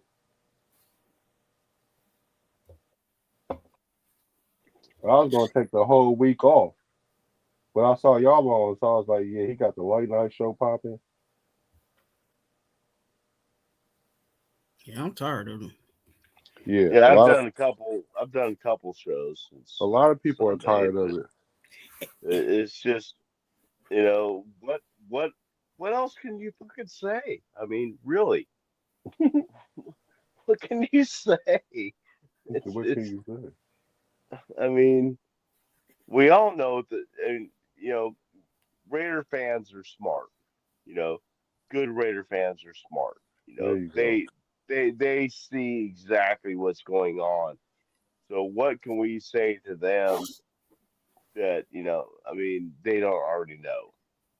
It's tough, but but I think the one thing that's really cool about, being a Raider fan is you have the Raider Nation behind you, which equals Raider family. And it's a cool place for, all these podcasts, no matter, there's so many podcasts for the Raiders, and there's a lot of really cool ones. This is one of them. That people just feel like they can gravitate to and just get some of that crap out. And yeah, I'm not alone. And I think that's a really cool thing that these podcasters like JT, Black, Twan, I don't have my own show. I just hop on other people's shows. But all you guys, all you podcasters are doing a great service to the Raider Nation by just like having a place for people to vent. Right?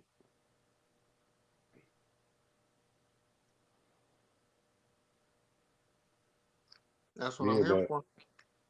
Because other people weren't doing it. I just know it wouldn't be so bad if we actually had a direction. We don't have no direction.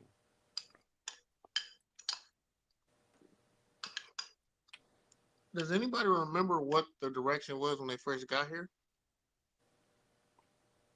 Plus, been running. Or what was their message when they first got here? Where to Vegas or Yeah, what you mean?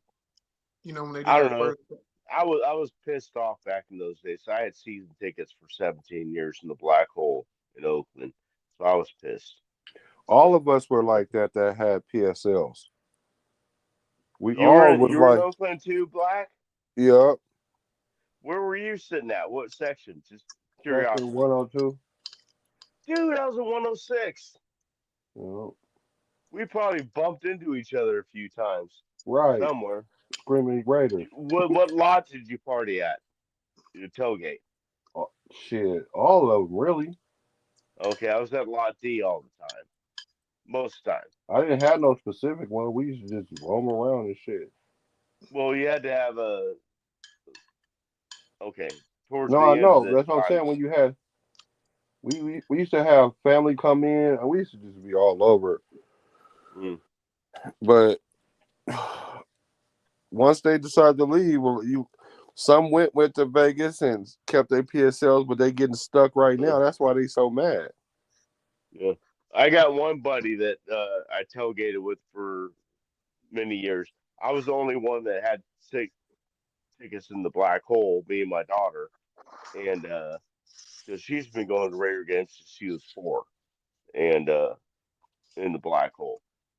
And but all the people I met there, most of them were other seats, but we always partied in Lot D because I was on the north end, and obviously the black holes in the south end, and so that's where I met most of my friends. I still party with this to this day. Yeah, them motherfuckers, them Raider fans is hot right now, boy. The PSLs holders, and they got to Oh yeah. lock in for like 30 years.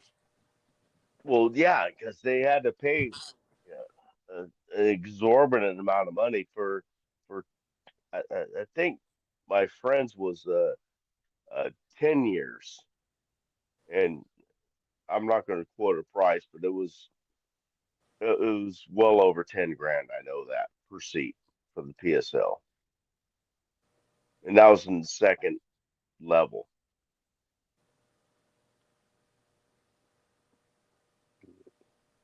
When I started buying tickets in the Oakland, it was $60 a seat for two Sounds like a seats. good price. Sounds like a good price for the team right now. Yeah. And I had to pay Right? $300 for a PSL because they just moved back from Vegas 7 years before, and so and that was $1,000 PSL at that point. But when I joined, it was like uh, 3 years less, so I had to pay $300 per seat, and then $60 per seat. That was it. By the time I left, it was still under 200, you know, per seat, and there's no more PSL. Compare that to Vegas. Gotcha. And So I we're could talking. drive. I live in Sacramento, so I could drive to Oakland. Yeah. I mean, I would have loved to have that opportunity, but I never got that opportunity to buy. And the Um, games are better there. The game was better, but the experience is not.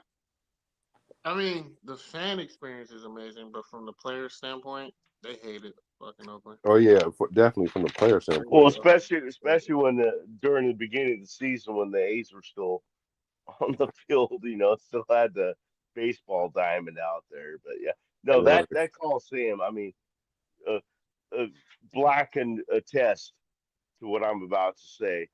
That Coliseum, it was our home, but it sucked. I It's a mean, It was real six. it was a real the the coliseum. the Mm-hmm. the the bathrooms. I don't know what the women's bathrooms look like, but the men's bathrooms were Nasty, nasty work. They always have beyond problems. nasty. They They always had have problems with troughs. the They septic. didn't have we didn't have urinals. Black can attest to all this. You had the We didn't alt have one. urinals. We had troughs, and the one to the right would by halftime would fill up halfway. Yeah. So when Oh, you're walking in there, there's this mist in the area. Yeah. I hope I'm not getting too graphic, but Black knows exactly what I'm talking about, man. It's freaking nasty in there. Yeah. Toilets, no, don't even fucking go over there after the first quarter. No way. But but the player facilities was just as bad. mm-hmm. Mm-hmm. The Yeah, I place tried was not But to go. but it was our home. I mean, it was our home. I mean, we're guys, we just deal with it. We just I stand up and go. Well, I as tried long as we got a place to go, we're good. I tried to avoid the bathroom every time I went. Oh yeah, for sure. That's why I can never eat heavy at like an event. 'Cause We would just go to the having that top and smoke. yeah, having that emergency, that emergency. Whew. Well, how was the food though? How was the food? Concessions. It wasn't hella bougie or nothing. It was cool. It was pretty But you basic. usually I eat mean, fat at the tailgate, so you really don't buy no. yeah, that's the thing. Tailgates where we eat, and Right. then you might, like when I was taking my daughter, I'd get her a pretzel or something like that, Yeah. or snacks, but no meals. But the women would take her up to the bathroom when she was young. The women that sat around me, started need to go to the bathroom. I'm like, probably, and she'd come back with like a little pizza, Right. and soda. They'd buy No, the her. little pizza was good. The round table pizza was Yeah, good. those are cool, man.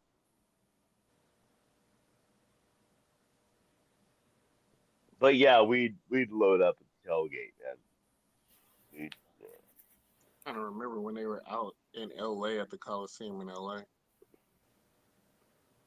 I I'm remember. sure it was closer out there than it is in Las Vegas to the Oakland tailgate. No, yeah, yeah. I mean, Well, they don't even really 'cause allow them to tailgate like that no more. I'm about to say they Right, don't. right. And you can't get there. What's it like? 2 hours before game time Yeah. before you tailgate? I mean, that's insane. People used to be lined up at the damn parking lot when the sun came up. Oh shit, man. Yeah, So they can get their they parking opened the spot. gates 5 hours before game time. Did they say why they did that for us? Because it doesn't happen Yeah, at other places. because they want the concessions inside. They don't want you eating Right. and drinking outside, and you don't come inside and buy their drinks and their Right. food. Right. Before the game, like 3 or 4 hours before the game. And they food is hella expensive. I heard. It is. It is ridiculous. It's like 17 for like the hot dog. Or no, not 17. It was like it's pretty expensive for like their hot dog, like their what, Vegas dogs and all that. It was like 16, 14, something. Vegas dog. I'm gonna need that shit to come with a stripper. Nah, nah, it's just like the toppers. You have Vegas dogs, Vegas rolls. So Yeah, yeah, I've only been to Vegas twice, and It's a beautiful stadium. I haven't been at all. The corridors are Mm. nice. Oh, get this, Black. The corridors are nice and wide. You know how you felt like a salmon going through the corridors in Oakland. Swimming upstream. Hmm. Uh, the corridors nice and wide there. You can actually go up and just get a beer if you don't want food. You just want to go get a beer and maybe some peanuts or something. You can go and find these booths that you're only up there for like 5 minutes to get back down, and if you went to get a beer in Oakland, you're Right. talking like 15, 20 fucking minutes minimum. You gotta watch some of the game on that TV. Yeah, you gotta find a booth that's got a TV up. Yeah. I do, man. It's just we getting frustrating just watching media. Like we're worse than mediocre now, man. It's worse than mediocrity. It's just bad. It's just bad football, and I can't watch bad football. I just can't. I don't even care if it's really bad football. I can't watch it. I'll turn the channel. I'll find somebody else to watch. Right. And because I was like, it's one thing to get beat, like lose the game because they were better, but to lose because not only were they not better, not only were we not out coached, but or that the players showed more effort, but we lost because of your incompetence. I can't, I can't, I can't accept that anymore. I just there's no reason to, and just far too many times we have so many incompetent people that have the ability to make decisions within our franchise, and we back it, and we support it, and we praise and celebrate it. And I'm not for that anymore. Like I'm over just throwing money blindly at an organization because it's my team.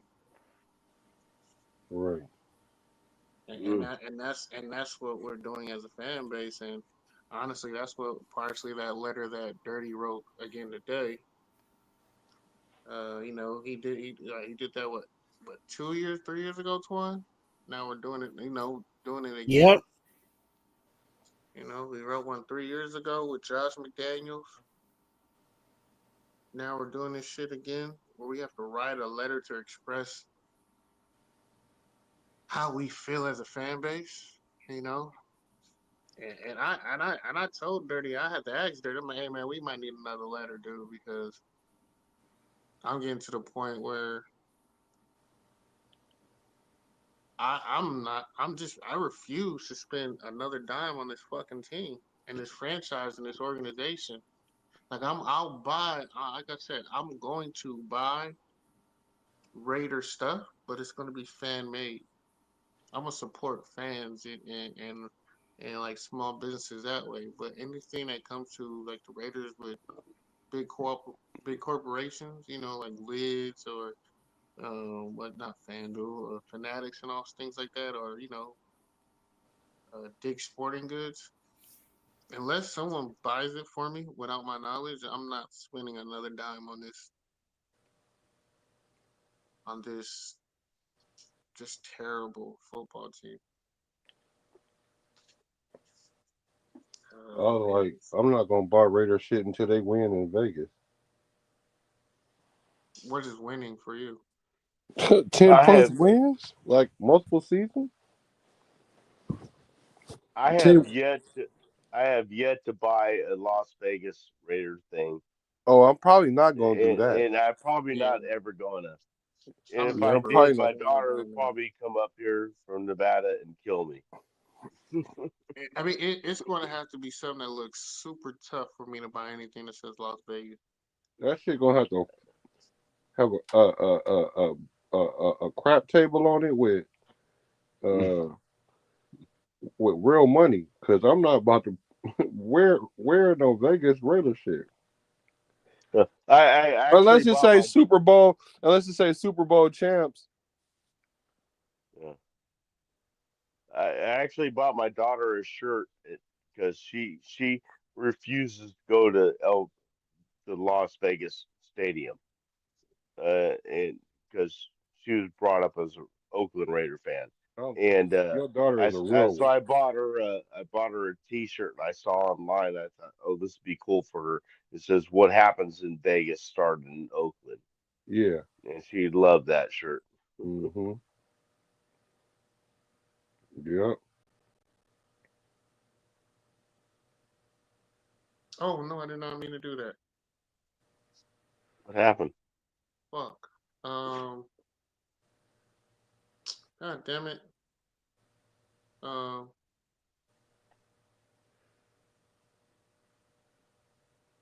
Hold on. I accidentally. I was trying to highlight the comment, but I banned. Oh Shit. shit! You banned somebody. Oh I've done shit. that before by accident. Accidentally banned the Oh wrong shit. How do person. I move that? God damn it. My bad, Kev. My bad, Kev. I didn't mean to. How do I undo? Hey Twan. How do I unban somebody? I think you gotta go to the section in your YouTube thing where it say ban Hmm. and unban them. Yeah, I'm about to undo it. Damn. That's the only way I think I know. Yeah.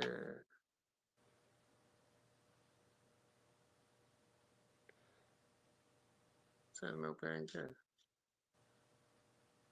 Oh yeah, I'm probably gonna have to go all the way to YouTube. But I know if the Raiders keep on losing though,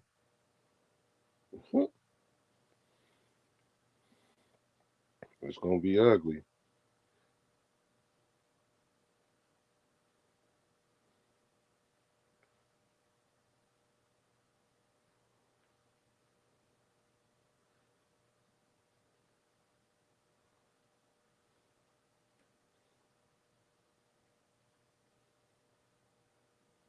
Because Vegas gonna end up being another team stadium every week.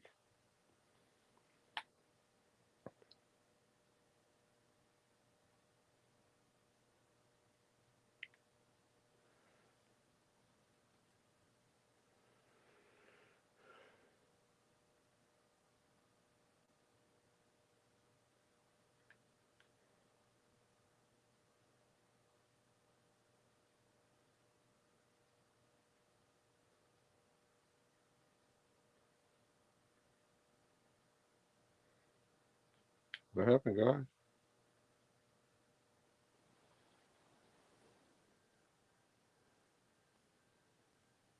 Anybody home?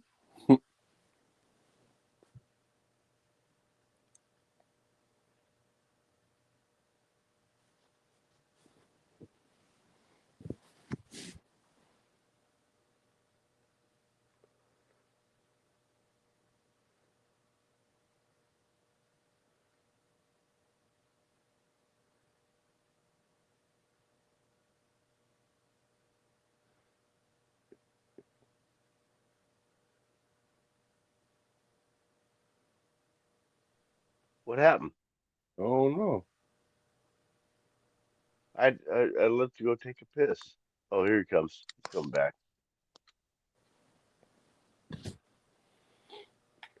Wait, did Kev unban himself?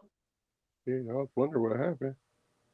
I, I, I don't know what the hell I did, but He was trying to unban Kev, Cool Kev, probably. Oh yeah. yeah. I said he. Oh, all I said he unbanned was. I mean, I gotta add more mods. I don't know. I was trying to highlight your comment, man, but it fucking. Banned your ass. Yeah. Shit. I don't know. That Yeah, shit happens though. I've been timed out by some people that are like going, "Oh, I didn't mean to do him. I meant to, you know, send somebody else some time out." You know, and it happens, man. Oh, I'm sure I've done it before. I know I've done it before on at least one occasion where I've timed out the wrong person.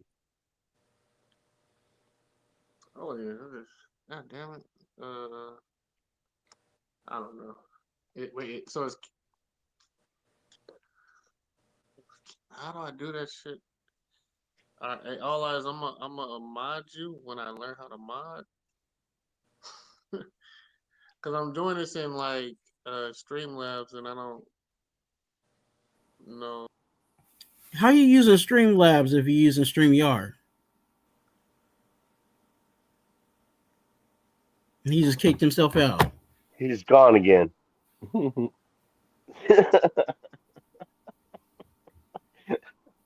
that's a good question. I want to know the answer to. What?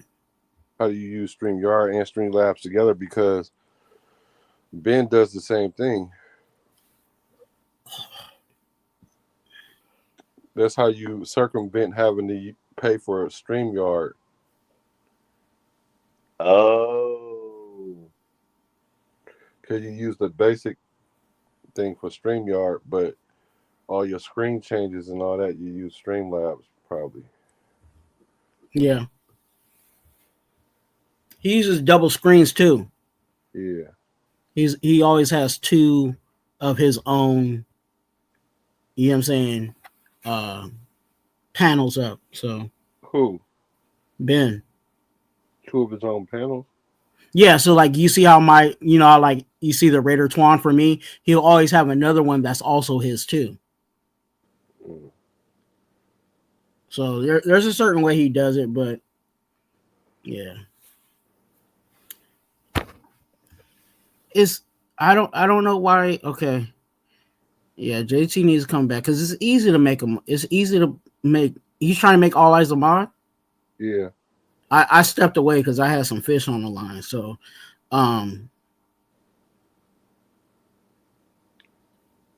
yeah. He ended up zapping himself off. All he has to do is tap the screen again, the StreamYard link.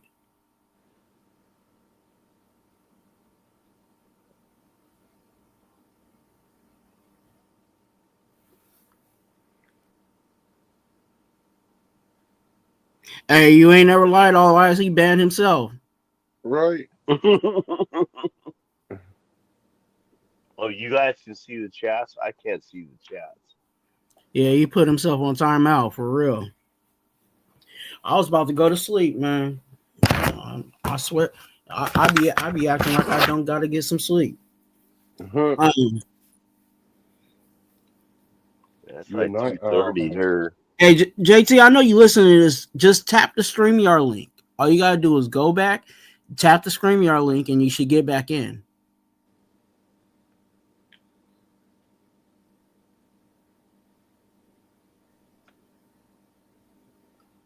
Oh, tap the screen, Yarling. Yeah.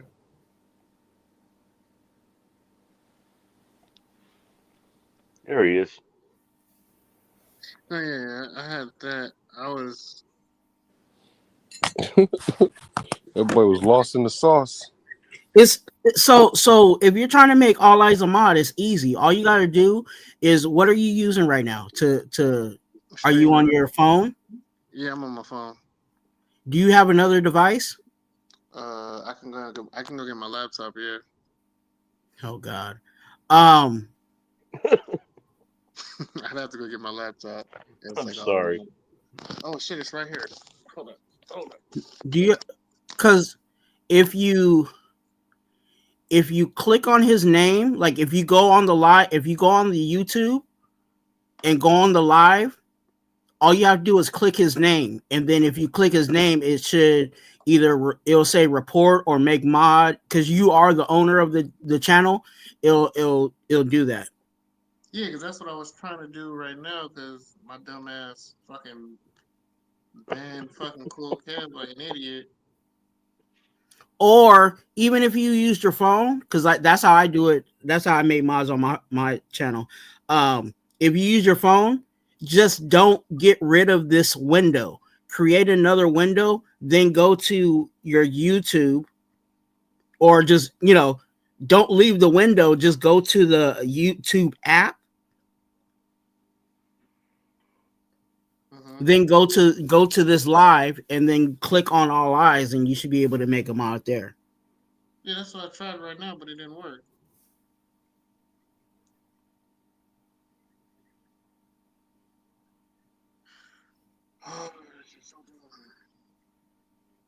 Are you using your laptop right now, or are you using your phone? I'm on my laptop right now. I just logged in. Okay. I'm about to go to my. Hey, free. Hey, what's up with Kev? I banned him by accident, and I'm trying to unban him. Hey, free my nigga Kev. You know what I'm saying? We about to have shirts over there at the Raider 20 in the congregation. You know what I'm saying? We're gonna say free Kev. Coming soon. Free Kev shirts. Cool Kev. Free Kev. Trying to free him right now, man. I'm trying to pardon him right now, but I can't. Free my nigga Kev. You know the president is giving out, pardons. You know what I'm saying? I'm gonna have to give him a call. You know what I'm saying?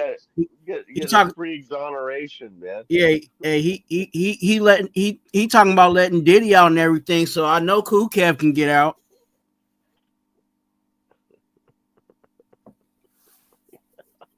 All right, all eyes. I made you. I got it. I made you. You're blocked, but you're a mod. You're a blocked mod. Man, I'm about. Don't get me started, because I just saw a name in the chat. I might have to ban that person. You know what I'm saying? Wait. I can't see the chat. Huh? Is that T Fizzle? Yeah, that's what I'm saying. I'm about to ban him. You know what I'm saying? I haven't seen him in a minute. Put him in timeout. Just kidding. Hey, it's been a minute, Terrence. Good to see you, man. Hey, all eyes, can you unban Kev for me? I don't know how to. Because I'm clicking on Kev's name, but I don't see it. Now Kev is on. He just messaged. Oh, he did? Yeah. All right. Hey, all eyes, you're gonna have to teach me how to do that. My bad, Kev. My bad. The man's trying, man. He's trying.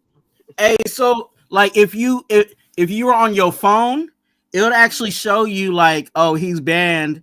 You know what I'm saying? Then you could tap on that person and you can unban them.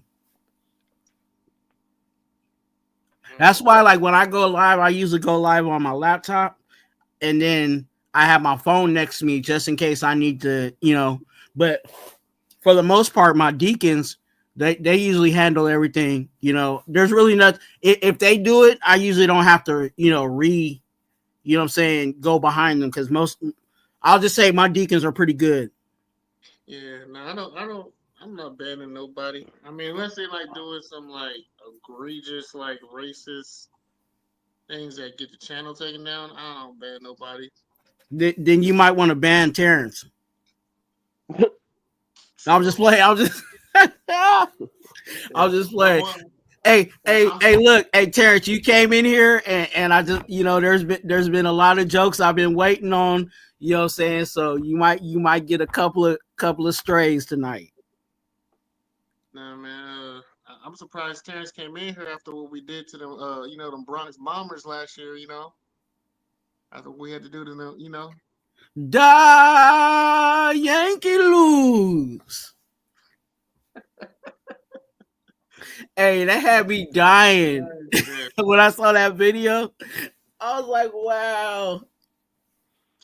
Try you know what? We gonna get them for you, Terrence. We gonna get them Toronto boys for you. We'll show them what's up. Oh, check this out. I just found out how I can see the chats. He said, I'll be pissed. Da Yankee lose. I can see the fucking chats now. This is cool. He said the Blue Jays are cheaters. No, they ain't. Hey, Vladdy is out there doing his thing. Oh, Blue Jays won today. Nah, they just been playing good ball. You know what I'm saying? Yeah. Now we play the first Oh, game. Game that's one's tomorrow, tomorrow. huh? That's or Yeah, tonight. game one's Yeah. tomorrow. What y'all think about all this sports gambling shit that's going on? Hey, they want to lose money. That's on them. No, I'm saying that Chauncey Billups and all them fools got caught today by the feds. They didn't get. I don't think they got All caught. eyes. What they're trying to do is they need something. They need something to talk about, so it gets them off them Epstein files. Truly. So like Rozier, what's his name? How you say his name? Terry Rozier. Yeah, Terry Rozier. Yeah, he done for it. Like you could tell, and it didn't make sense because he was making what like $6 million a game. Like he literally gambled on like 200K on his own game, on his own under, and it was like he made like 200K to throw away 6 million a game. Like, dude, you get like $6 million or like $3 million a game, and for you to just win 200K. Well, but that's the other thing too. Is like the guys that the guys that obviously they say they caught. These guys are they have the ability to stir the drink. You know what I'm saying? Terry Rozier is still a player in this league. Chauncey Billups is a coach. You know what I'm saying? Like if I need my team not to score 10 points in the fourth quarter, you know what I'm saying? I might just put my fourth stringer in there. You know what I'm saying? So I could win my parlay or you know what I'm saying? So stuff like that. Like so that's where it becomes a liability and I mean, that it's like a lot. I'm sorry, go ahead. no, like by law, you know what I'm saying? They're adults. They should be able to, you know, make their bets, but when you're doing stuff that's a conflict of interest, and I'm just saying this in general, when you have any situation or any dealings that's a conflict of interest, then you got to deal with the consequences of the backlash or the fire that comes from that. You know what I'm saying? Yeah, I think it's. Especially, and I'll say this and I'll let you go, but especially when a lot of us as fans, you know what I'm saying, have that idea that the game that we watch, no matter what sport it is rigged. Well, that's the thing. We don't think it's the player that's rigging the games. We think it's more of the refs. The refs have more control over how games are, especially in the NBA. I think it's just the NBA needs some talking points. It's just starting. Nobody's talking about it. It needed publicity. Um, is it an issue? Yeah, but is it a big issue where guys are like throwing games like the Black Sox did? No. I mean, outside of Rozier, no one's really playing that bad. And the shit that Chauncey Billups did, he wasn't gambling on a game. He was playing in illegal poker games. That had nothing to do. That had nothing to do with NBA. He's betting on poker and like setting up poker games. Like I think it's I don't even know if it's Pandora's box because I don't think their players are that. I wanna. Now I'm gonna sound like a lot of Raider fans. I wanna hope the NBA players aren't this stupid. Yeah, they are. Like I wanna hope they're not that stupid. But the more and more time goes by, they kind of let me down. But outside of one guy, I don't see too many guys really betting on NBA like that, especially betting on their own games.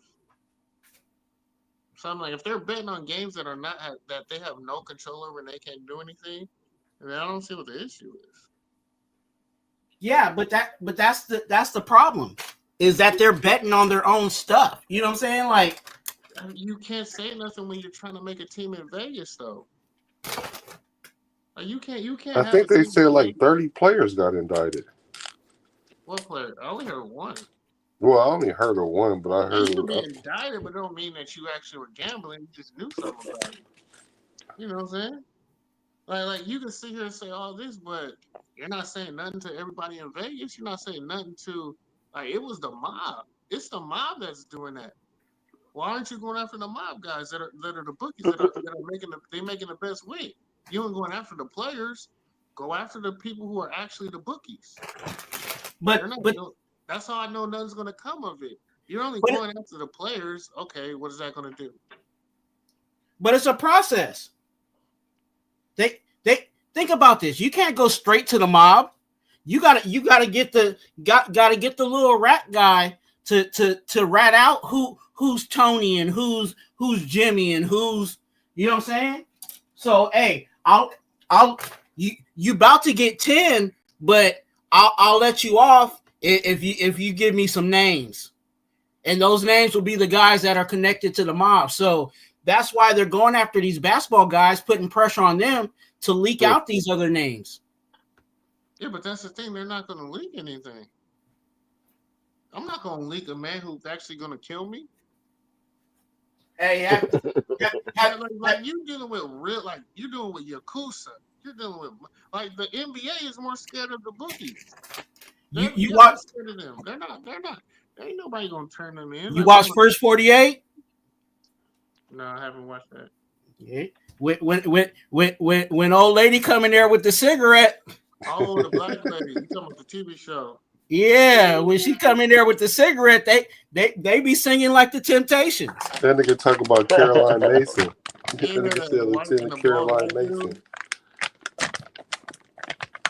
I mean, the dudes will be snitching are straight busters. I don't think they're that They many be singing busters. like the Temptations. So you never know who they gonna leak and how that, you know what I'm saying, how that map line up. You know what I'm saying? Just for an example, Black might rat out. You know what I'm saying? He might rat out Mike, but he didn't give up me. And then they gonna go to Mike and be like, "Hey, we'll let you go."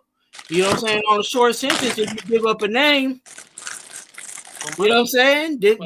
Didn't they find me? so what they Talk gonna do? about What they gonna do? Suspend the play? Like, cause I mean, like, what was the other player that they got? Because I mean, if Thierry was yours, the guy they got, they're not gonna do anything. Chauncey Billups. Yeah, but Chauncey wasn't gambling on a game. He was at a poker game, similar to what happened to Gilbert Arenas. Like Chauncey wasn't betting on games. He was playing and back. He was scheming on poker tables with like the like fluorescent poker tables or trap door poker tables.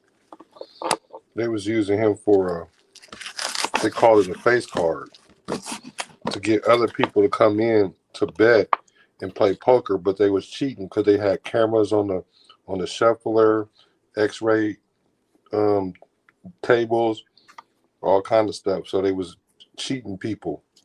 Yeah, And you know, Chauncey Billups there, people was like, "Oh yeah, okay," and he was there to just to get them to come in and yeah, play, but he knew they was cheating. yeah. And he was dipping into somebody else's So funds. he was an accomplice. Yeah, Yeah, because he they was call it a helping. face card. Hmm. Yeah. Yeah, he was an accomplice for sure. So again, Chauncey Billups is gonna get called into that meeting and say who was at the Diddy party, and Right. you know what I'm saying.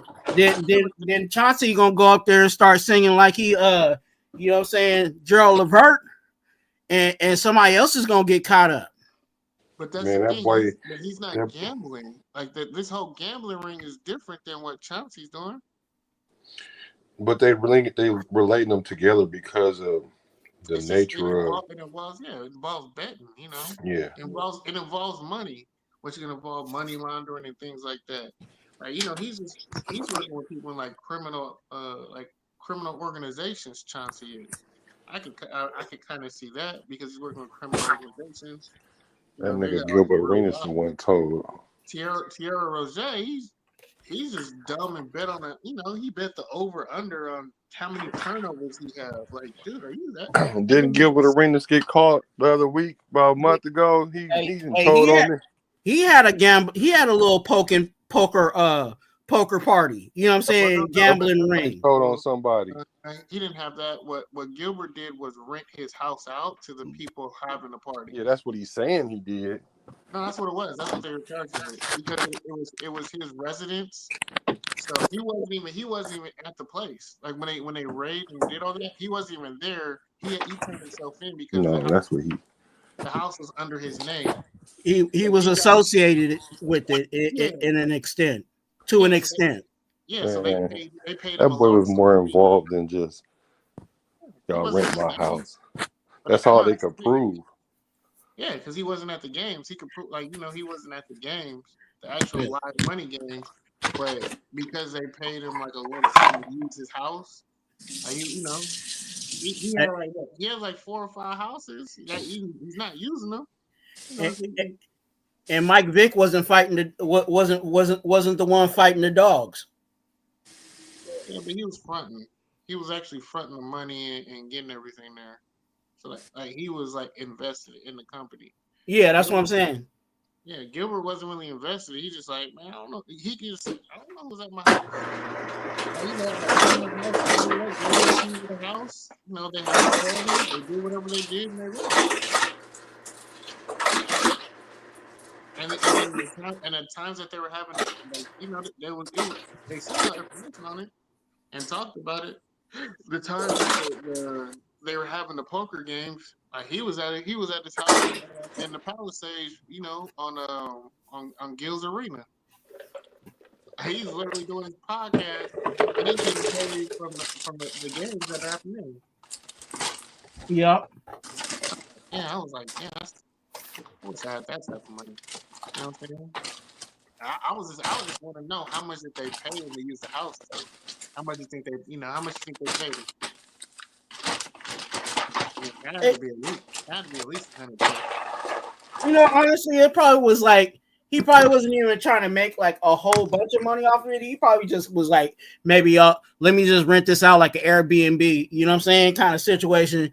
Okay, how much is my property? How much is this worth? You know what I'm saying? Da, da, da, da, da. That's how much I'm charging. Yeah, that's why. That's why. What do you think that price was? Yeah. Because I mean, you probably honestly, you could probably Google it. To be honest with you, look up how much that property is, and there's a website that tells you how much, you know what I'm saying, you should be renting that property out for. Mm, yeah, but if I know like you doing gambling or playing poker there, that price is gonna go up. It ain't gonna be just the But whatever. but that goes to his defense, right? Because he's supposed to say, I didn't know that this was going on at my property. Mm. So how is he going to adjust the price knowing that you're going to play, that you doing this? And you know what I'm saying? If he did that, then yeah, he should get some time because you are aware that you was having a poker ring there. But if you just made it look like, oh, it was just an honest, you know what I'm saying, this is how much whatever the price is a month, then We you can talking say, about, oh, I didn't even know that was going on. I didn't know Pinky was over there busting it open. man, we talking about Gilbert Arenas. That nigga knew. Right? Yeah, But he got hey, it. but it's playing the game, right? Yeah, it's what you can prove, not what was told. You gotta prove I was there. Exactly. That boy Gilbert was like, look, I don't care what y'all do. Don't tell me. Yeah, if you don't tell me, I don't know. But if you But want he to rent the know though. place, you know what I'm saying? And He knew it wasn't legal. you got a dope pad too. Know his pad is dope. What is a garbage plate? Yeah, I don't know what a garbage plate is. What? Yeah, I know you just didn't fart. What am I doing up? No, I gotta sit in that chair, Death. Big beans and bacon. Good God, man, your stomach is gonna be terrible in the morning. Who eating baked beans? Cool, Kev. Oh, well, you know, I'm like, man, no, but no, put you on timeout. But damn, yeah, he ain't at my house. We- beans ain't on the menu over here. mm-mm. I ain't even gonna hold you. I made What Chipotle the bacon. what? What's he saying? Chopped chicken and make I a need I need some garbage chopped plate chicken and make a yeah. What is a garbage plate? Because you know, with the tater I guess that's tots. like an East Coast. Oh, That's like an I East got Coast him. thing. He's just gonna throw a bunch of shit together, throw some tater tots in there. That sounds like a meal that I've had before. So it's just like Bunch a of bunch of shit. You just something. like, especially if you're stoned, you just throw a bunch of shit you like together. You know, Yeah. Tater tots, cheese, uh, Tater tots, cheese, chili. Uh, that's a meal. some salsa, Some salsa, whatever, man.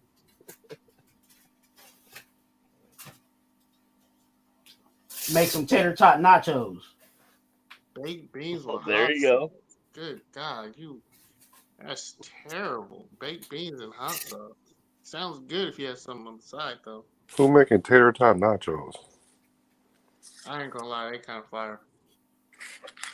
I've had that. I love tater tots, man. Hey, tater tots, cheese. You know what I'm saying? Sour cream, salsa. You know what I'm saying? Some chili. Yeah, I then like Hey, chili. yeah, I like you got chili hot on my sauce tater tots. with some tomatoes, green and some green onions. yeah. You know, yeah, it's pretty It's good. You stoner know, food, and man. if you got queso cheese too, the melted queso cheese. Oof. Yeah. Ooh. Oh, yeah, you're talking high life now. Mhm. Yeah. I used to buy that nacho cheese Campbell soup Uh and huh. make shit with that. Nacho cheese Campbell soup. Yes, they had nacho cheese Campbell soup, and you could mix like salsa and shit in there with it, and shit was bomb, man. I mean, when you're partaking, I'll put it that way. That's good shit, man. It's it. So it's not really like cheese soup, but it's actually just like the liquidy cheese. Yeah, That's really what it is. yeah. You It, don't mix water in with it. You don't mix water in with it. You just use the can, and yeah, yeah. yeah. Mix salsa in with it, and heat it up, and yeah, it's good shit, man. Put some chili on top, put over tater Yeah, tots or tortilla chips. Yeah, you're good to go. Doritos. Kevin's about to When go on you're timeout when you're again. a bachelor, that's some good shit, Hey, what you say about Kev? You know what I'm saying? I'm his legal services tonight. What Kev doing? Hey, you about to get arrested again. This ain't America. This chat's not America. There ain't no free speech. Keep talking about that. Hey, Kev, you know, like OJ, I got you out once. I don't know if I can get you out again. So don't, you know. Yeah, I made a mistake the first time. The paperwork was wrong. This time I ain't gonna mess up the Oh, paperwork. hey, we gonna say free my nigga Kev shirts. That's And it's toasted mayo. It's not just PB Jam mayo, man. Y'all got it wrong. You toast the mayo. You toast the bread. It's a PBJ with toasted bread. we ain't gonna put the word nigga. We just gonna put in with a bunch of asterisks behind it. You know what I'm saying? So you can put whatever word that starts with an N, you know what I'm saying, connected to Kev, and then we could, you can wear it, you know what I'm saying, for those that ain't melanated. I shouldn't laugh. I'm white. I'm sorry. No, that's what I'm saying. We gonna make it appropriate so everybody that's not, you know what I'm saying, they can still wear it. And Should put my ninja. yeah. My Yeah, nighttime ninja. friend, you know what I'm saying? N could be your I mean, nighttime friend. I mean, if you're white, you still shouldn't be allowed to say it because I know what you're saying. Yeah, I'm not allowed to say it, and I Uh, don't want to say it. or twine. It could be another. It could be another. Another stew moment. Yeah, yeah, yeah. Hey, don't get me started. You Yeah. know what I'm saying? Well, Because there's a bunch of phonies who got all mad and butthurt about that, and I was the only one who I was the only one who stood up for him at the time. I was like, look, man. People was like, I'm never gonna talk to him again. Now they over there yeah. doing shows together, got shows and everything. I was like, you niggas is phony. I'll tell you something.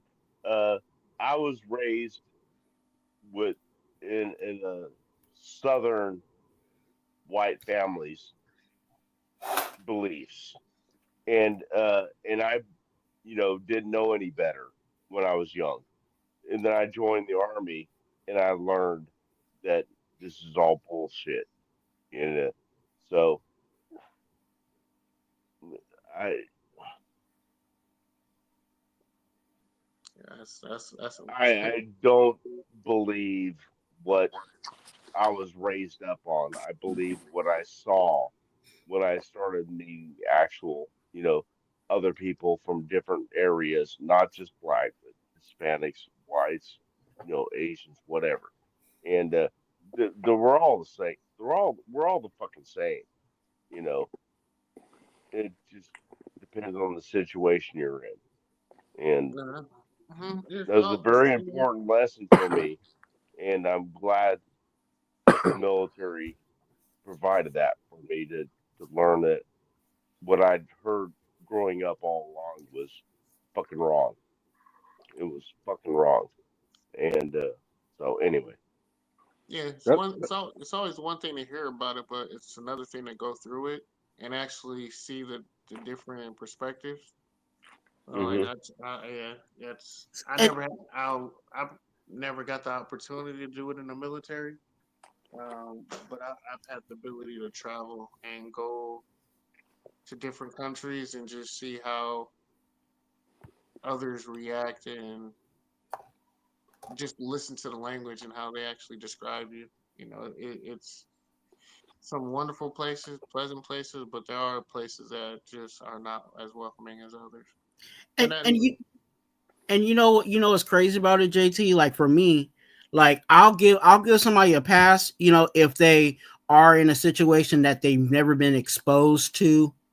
You know what I'm saying? Like, okay, there's one thing when you don't know, but when I know that you've been, what I'm saying, acclimated to it, or you still choose to, you know what I'm saying, you still choose to go that route, then I don't have anything for you. You know what I'm saying? But there is people, like, there is people, out there, even in the US, that have never been really exposed to, what I'm saying, African Americans, or, what I'm saying, different types of cultures. You know what I'm saying? They may have seen it on TV, and sometimes that could to them looks like a fairy tale, but that's not their reality.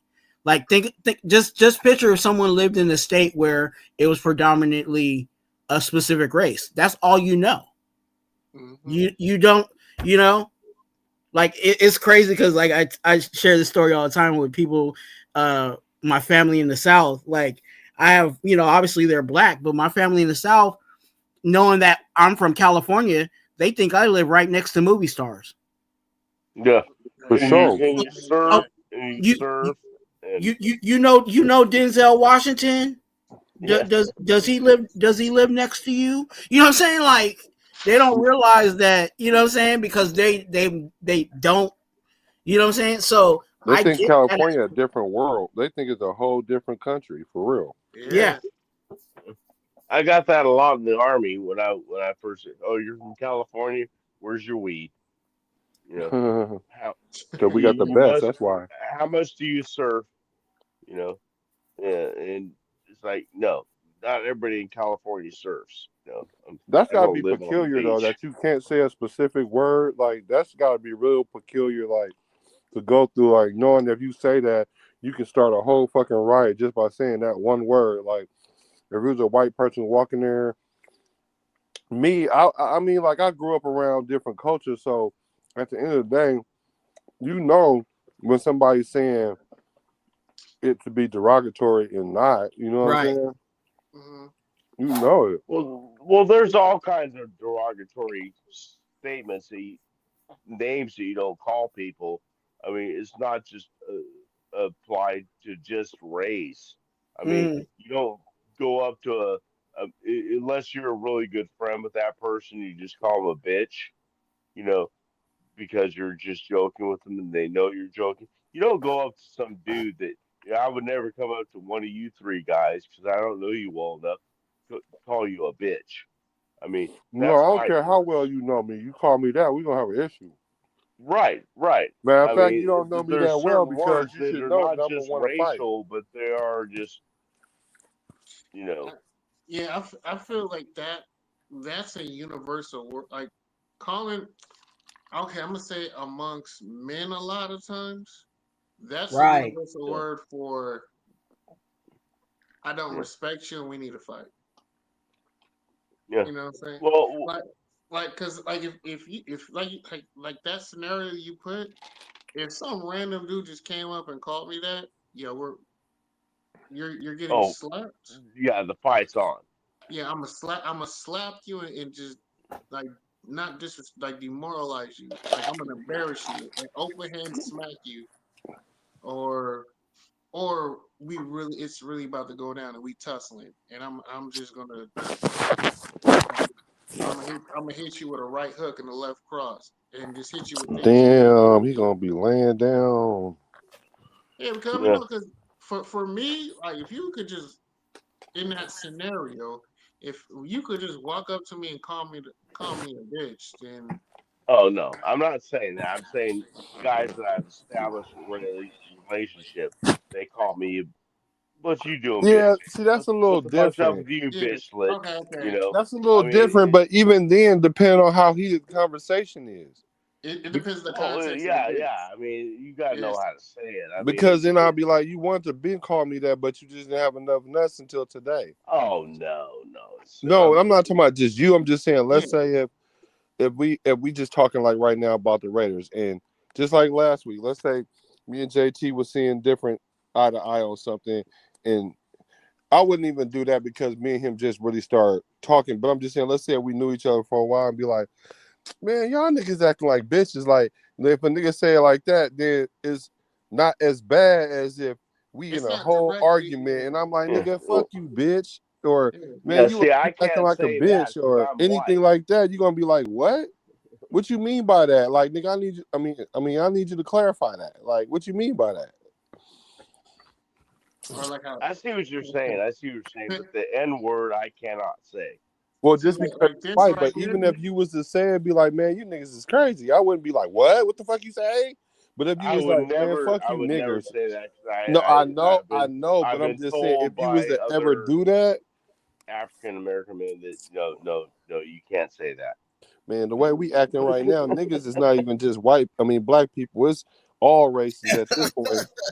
It's a Well, tendency, right? exactly. That's what Yeah, I it's a don't tendency get. now. It, That's what I it's don't more get. of a But tendency than race I'm itself. not gonna take a Right. chance. I just like fuck, because hey, if there's a problem there, I'm just not gonna say it, They turned it from a noun I to an don't Cause, feel adjective that now. way, hey, and cause that dude in the house is acting niggerish. Right.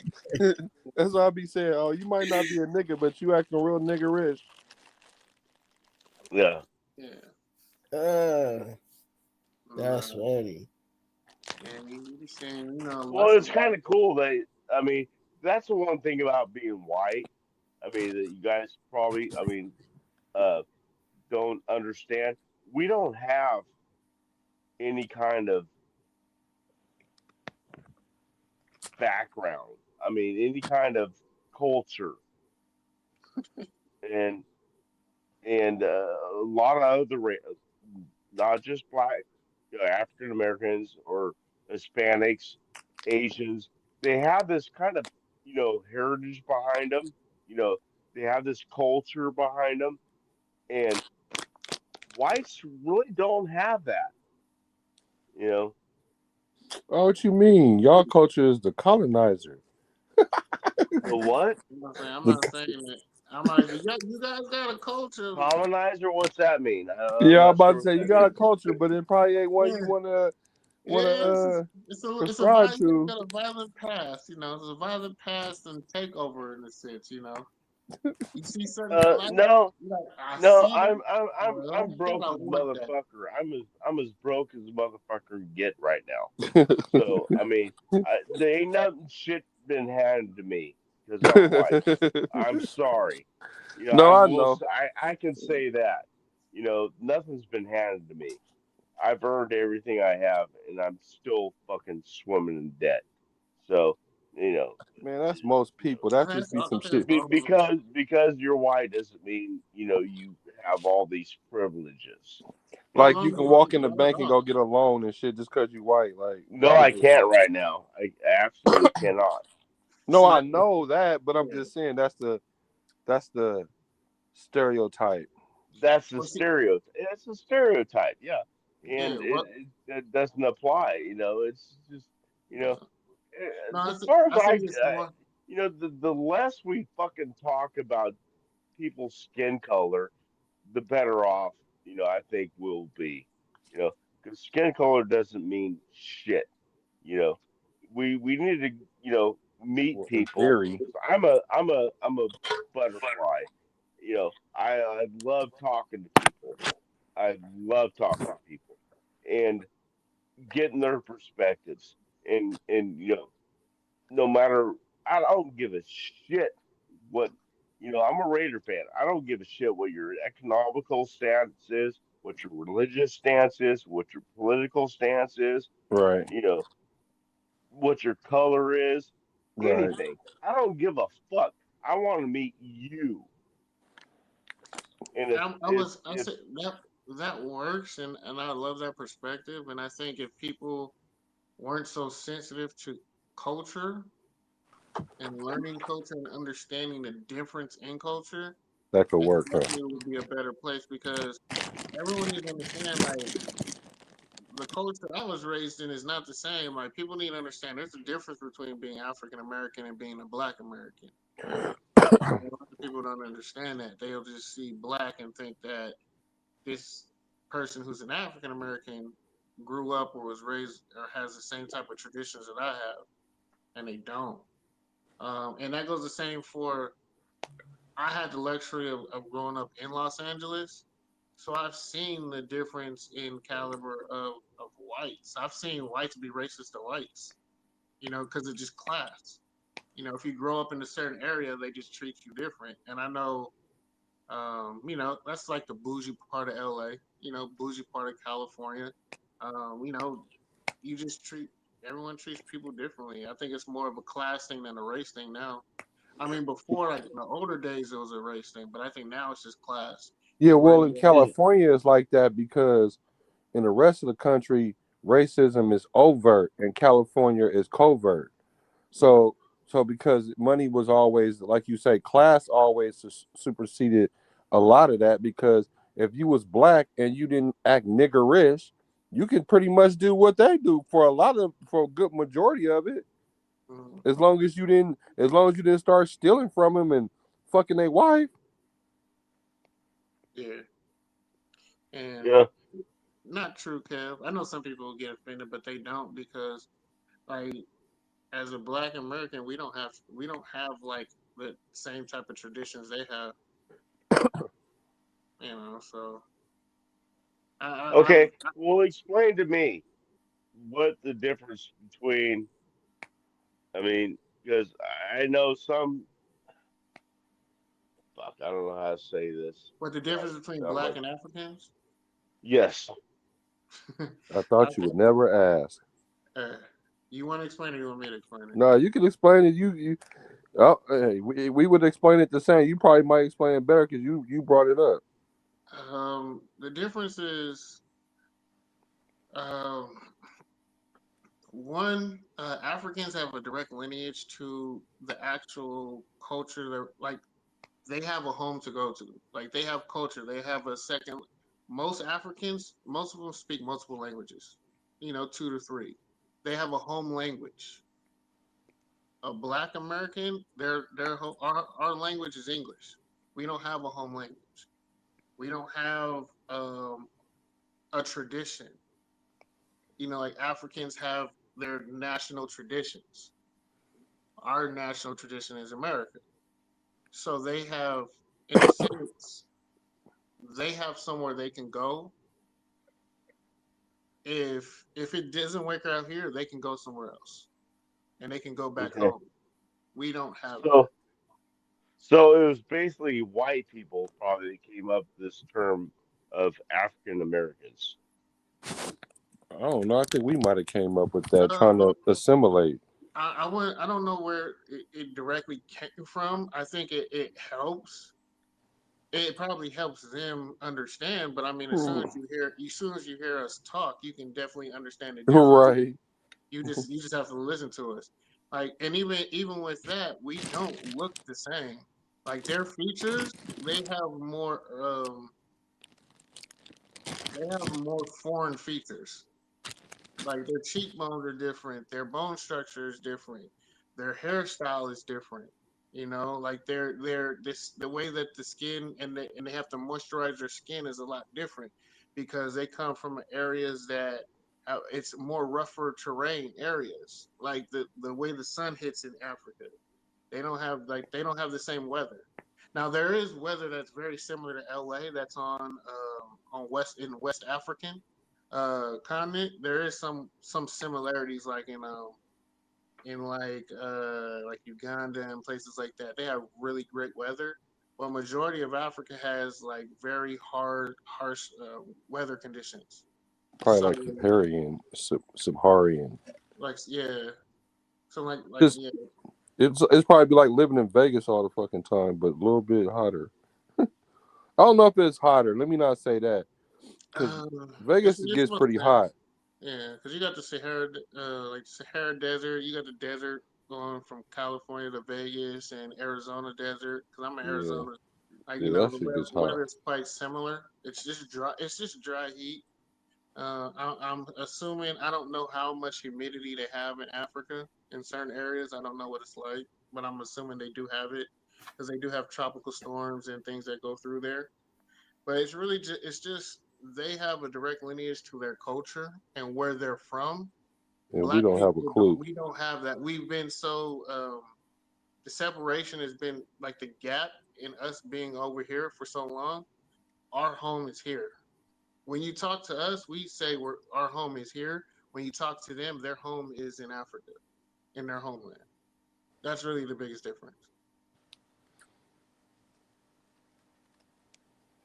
Yep. Um, also their view standpoint can be different than ours. They're most Africans are very, very traditional in the way they view things and in their culture and um Yeah, how because they think we spoiled. yeah, oh, very spoiled. And Hmm. they're more old school traditional um in like the men and women living conditions. Yeah, Women stay home, take care of the kids, very, very Hmm. traditional. I noticed that. I worked at an apartment complex that was mostly sectioned, we'll say, and Hmm. there's a lot of Ethiopians there, and I learned a lot about the Ethiopian culture, and and and there were some Cubans lived there, and I learned about their culture, and it was really cool at this place, meeting these people and their different styles and different way they thought, and I'm fascinated by that kind of shit. It's Yeah, just, because I've never been, other than Mexico, I've never been out of the country. So it's neat to meet, nice to meet people from different, countries to yeah, find out, Africa, Ethiopia, just and I had my little translator on my phone so I could talk to him, and it was really cool to meet all these different cultures and see what they did and how they did it and stuff. It was very fascinating to me. It's, Yeah. uh, No, it absolutely is. I just advise people, if you can travel, just go. you know, It's eye opening. And like I would say, me going to Africa, like poverty in America ain't poverty. I've seen real poverty, and it's I'm blessed and highly favored to be actually born in America, because seeing what I saw over there was like, that was seeing no hope like I've seen no hope, what it looks like, where like I seen 6-year-old kids who were chain smokers and had to smoke cigarettes just so they could put something in their stomach so it feels like they're full. And I'm Jesus and Christ. I'm like, well, I was like, what? He's like, yeah. He's like, because I went with some tour. It was called EF Tours, and the teacher was explaining it to me. He's like, don't look like you're looking down on them, because they'll take it as disrespect. He's like, but the reason they smoke is because they don't have food, so the smoke fills their stomach up, so they're not hungry, or they don't feel Oh hungry. my God, I've never heard nothing like that before. Yeah, so that's why you Right. see, yeah, like you'll see kids with, it's just different. They don't have access to food. Like they don't have programs like Section 8 is a luxury. I know people like when you hear it, yeah, go another country and ask them what Section 8 is. They'll look at you like, what? When you get free food, the government gives you food. What? Just It, like all these people crashing out over their money, not over yeah, they they'll not getting a yeah like Section 8 food stamps. Late time yeah. I get $1,200. Like if you gave one of them $1,200 in some food stamps, man, they'll try to feed the whole village. They wouldn't try. They would. Like that would feed the rest of their like like just seeing how far money goes and the difference in like how much the dollar is. Like and this was like years ago. It's not even the same no more. But like just understanding currency. Being able to see different currency was weird.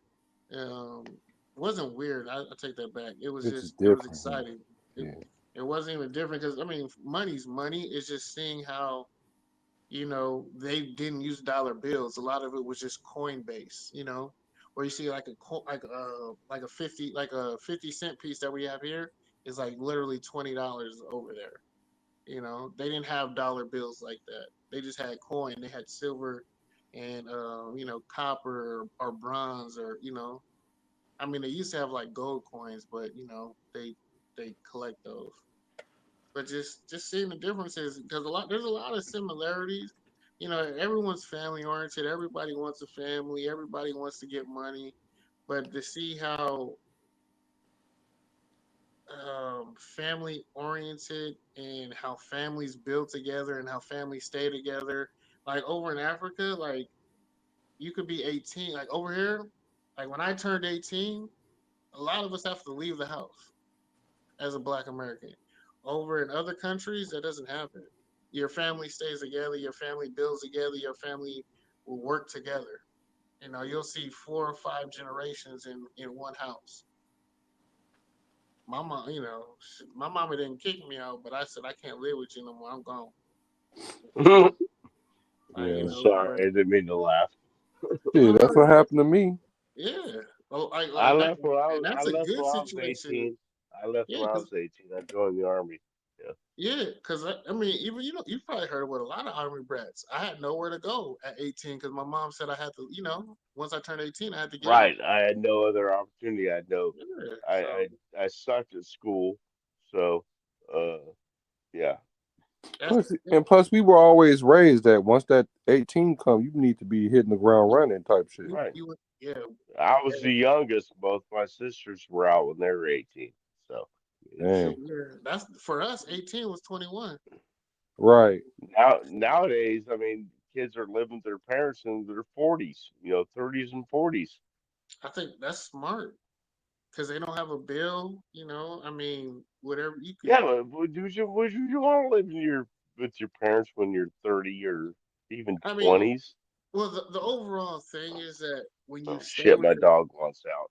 yeah, like staying with your family until you get on your feet, it's a financial thing, and that's part of like the financial literacy that isn't taught to Americans Uh, because families overseas they stay together because it's a it takes a lot of financial burden to like really establish yourself and do it on your own. So yeah, when you're from when you I wish I could go back home, but I see it for like a lot of successful families that are financially wealthy, like a lot of communities, like from Bosnians, Jews, um, a lot of like Ethiopians, a lot of like Indians or like certain like Japanese. They'll stay together and build together, um, like I think the Mexicans do it now. They'll have four or five or six, six people in one house. oh So shit, really, yeah, yeah. But the thing is, I have six people in the house. We're building and we're saving together. So what? Six people in the house, and you divide the bill six ways. Instead of me taking hold and paying for a three-bedroom by myself and paying 2,400 a month, you separating that between six people. You're not paying now that one person's not paying 24. You're separating that between six people. That's what, like $300 a month between that. yeah. What I've learned from dating Hispanic women was that they're very, very, very family oriented that way. You know, Yeah. as far as just, I mean, not so much pulling out their money. That happens too, and but they're just white people have don't have that. I mean, we don't have that. I mean, Hispanics have it. Asians have it. I don't mean to sound, if I sound racist, I'm sorry. Uh, No, it's just you it know, comes back to culture because black people, they're it's the very same. family oriented. White people aren't for the most part. I'll say that's an American thing. It's not just white. I say it's more Americans are less family oriented because when you go to other countries, it's all about family first. Like family comes first. Like, and that's just Yes, outside the United States. The United States everywhere isn't but like that. here. The United States is very selfish, and there are people who do have family oriented, but it's far and in between. I think that's something that's just like it's not an American thing. We're Mm. we're Well, raised very competitively, so you have to be better than the next person, and typically a lot of people like to, the ego and the pride thing comes in, and they typically do it by themselves. But the yeah, ones who are able to do it with their family have a head start. yeah. Well, You my know, wife is Japanese, and so oh, they're uh, very family oriented. they're very family oriented. And I've dated many, well, not many, a couple of Hispanic women, and but it seems like when you're dating within color, you know, I'm sorry if this sounds racist, but there just seems that there's just so much more family oriented values than there is with just your standard white dude. Nah, I We heard. Yeah, I still put that as an American thing. Again, okay, Americans aren't raised in family, and family comes first. No, it's more of an American thing where all about it's about capitalism. you making sure you okay so you can take care of other people. Now, when it comes to foreign women and foreign men, they're just mentally raised differently. You know. It's a different. It's just a different capacity in how they view the world. What their values are. So I don't put that on a race. I just put that on them. The our geographic area. It's just I've seen Americans do it. It doesn't matter if you're in the West Coast, you're in the Midwest, you in the South, you in the North, you in the Southeast. It's just all Americas like that. But North Okay. America. So like America and Canada. But when you get to like Mexico, like Central America, South America, it's not like that. I think it's a more North American thing. Okay. Well, I just know from the Yeah. women I dated that lived in America, there was more culture there than there was Yeah, anything I had. can be. I mean, but that's just, the ability to travel and you can see different things, you know. So it's the more, but it's coming up on 3:30 and Cool, Kev. What was that? I went from tacos to. Sacktown like them pupusas, man. I love me some pupusas. In fact, Hey, I like all women. I think women are fucking cool. the world's a better place with them than without them. But look, but I'm about to call it a night, fellas. Go ahead. If Hey, all eyes, if you can find a channel, post everybody's channel, man. Uh, it, my last question to y'all is this. My last question to y'all is this. What do you want to see the Raiders work on this week, and see them? What do you want to? What do we need to work on to see better in our next game? We play our next game's against Denver, right? Yes. Oh So, no, Jacksonville, then oh, Denver. the Jags, Then we got Jacksonville. Dallas, and then we got Cleveland.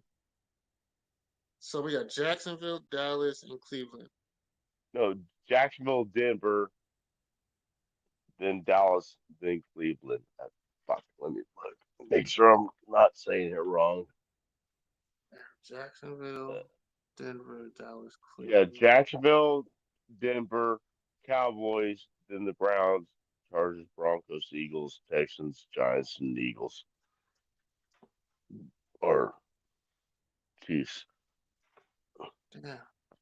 Do you see another win on our I see the Browns, maybe.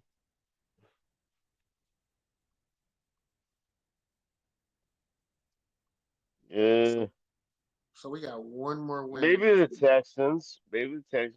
They're kind of sucking too. Oh, we got a Texans? Okay. They should be We they got could be Texans on December 21st in Texas, but we got the yeah. we need to work on Like firing I the see coordinators. maybe I see maybe a win against the Chiefs at the end of the season if they're like locked in. They don't need to start their players, but I don't want useless wins. You know, I mean, a win I and a half mean, always I'm feels not nice. saying tank, but I'm just saying. I mean, We just had to talk about tanking. Tank, baby, tank. I see. See, the thing is, in order for you to tank, you got to have the ability to win and be the Right. favorite to win. right, right, yeah. We don't. It's So, not like like we're the word tanking on tank is purpose. non-existent with the Raiders right now. No, we're just bad. So predominantly, it's there's nothing to tank. Like like you're tanking because you have the ability to win and we don't. Like every game is a toss-up. Okay, now let me take that back. It's not a toss. The games we can win are toss-ups. Like there's no guarantee wins the rest of our season. There's not one. We question No, we have to question everything. So the word tank should never been used because we can possibly lose the rest of the game. And that's not tanking. We're just that bad. And if you're that bad, you're not tanking. You're just bad. And people are going to conflate that word saying, "Oh, we need a tank," which is giving a false sense that you're actually, if you're tanking, that means you can win and you're better. You're a lot better than what we're giving off. But we're not that good to where we can just sit here and say, "Hey, we need a tank," which means we need to like throw games, and we can't throw games. We're literally fighting for our life to win a game. You know, like I said, I got. I think we're gonna beat Denver one of the two games. You know, I got us beating them in the next game. Uh, I don't think Denver is as good as people think. I think they're very one dimensional, and there's a lot of holes in that defense. I think teams just don't attack them correctly right now, and they play into their strengths, which can be baiting them until later in the season. But I don't see Denver as that good of a team as advertised of what they are. I think they're not. They're worse than what people see them as. I think the Chargers are the most complete team in the West, but I don't think they have the ability or the mindset to have the killer instinct to, when it's time to win and it's put up and shut up. I don't know if they have it. I know they have the coach who can do it. I know they have the skill set that can do it, but I don't think they have the ability to put all three facets together and win a division. Which sadly says most likely Kansas City possibly wins the division again, which would suck, but that would put them in the driver's seat. And Kansas City in the playoffs is just a different animal. They're just different. And with the way the AFC is lining up right now, I don't see too many teams that can challenge them in the playoffs. I see a bunch of teams that can play with them and challenge them in the regular season. But when it comes to playoff, and the game's slowing down, possessions becoming more viable and important, third down conversions, mentally, the mental strength it takes. I don't see anybody in the AFC that's going to dethrone them. The Bills are just a regular season team. They're not really a threat in my eyes. Um, yeah, what do y'all think? Okay, all right, I was gonna say Kev, Twan, and Black. Right, and I'm teaching my kids to be my father. Right, don't go. I don't know. Hell no. What's happening is somebody in the roof goes down. Guess what? I'm trying to tell you, you And that's what just because the kitchen on fire don't mean you gotta like water the whole house. Just start in the kitchen. Just start there. The kitchen is Chip Kelly. Need to put him out right now. So for the rest of the season, as the schedule Well, that they said, how many wins do you see? oh, we'll get like 3 or 4 wins. Okay. So you see 3 or 4? So you're saying about 5 to 6 wins. Yeah. Yeah. 5 to 6. If we end up with the same record as last year, did we get better? Hell no. Well, No, no, no. that's like asking. Well, man.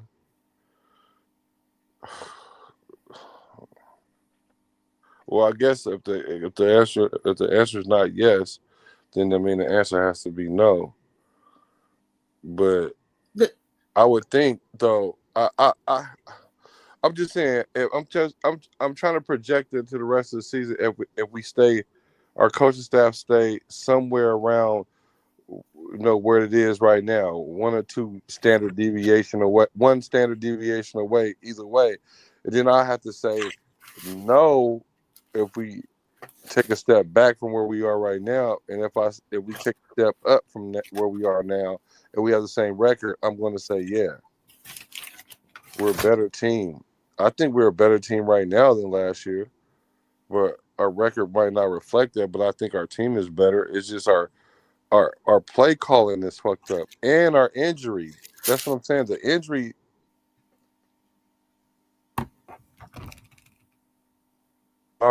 is a big factor. Like it's hard to assess the team without all you I get I that. mean, Black, as far as the NFL is concerned, we've been pretty win one or lucky two more with games. our. I mean, other than Brock Bowers, we've been pretty You're breaking up, Black. lucky with our. Am I breaking up? No, Black was. I think he was Oh, still talking, but he was going in and out. oh, But I'm he's. Oh, sorry. I was I done. cut him off. I cut him off. I was Oh, done. he said he was done. Yeah, I think we're probably about the same, but I think we're in a better position though. Okay.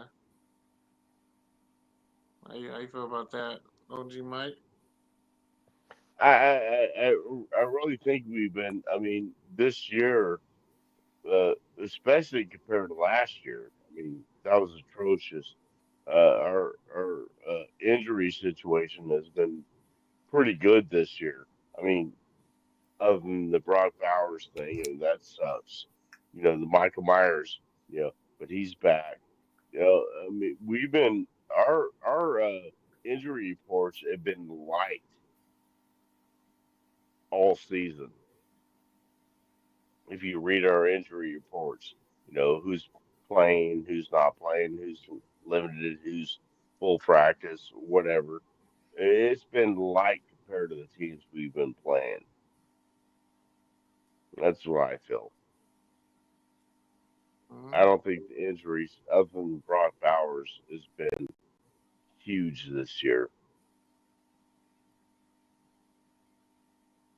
Not even Colton, or or Max Crosby. Well, Colton. Yeah. Now, I, I'm talking about the season we played so far. But yeah, now Max Crosby, and I haven't read this. I saw something about the severity of the knee injury to Max Crosby today.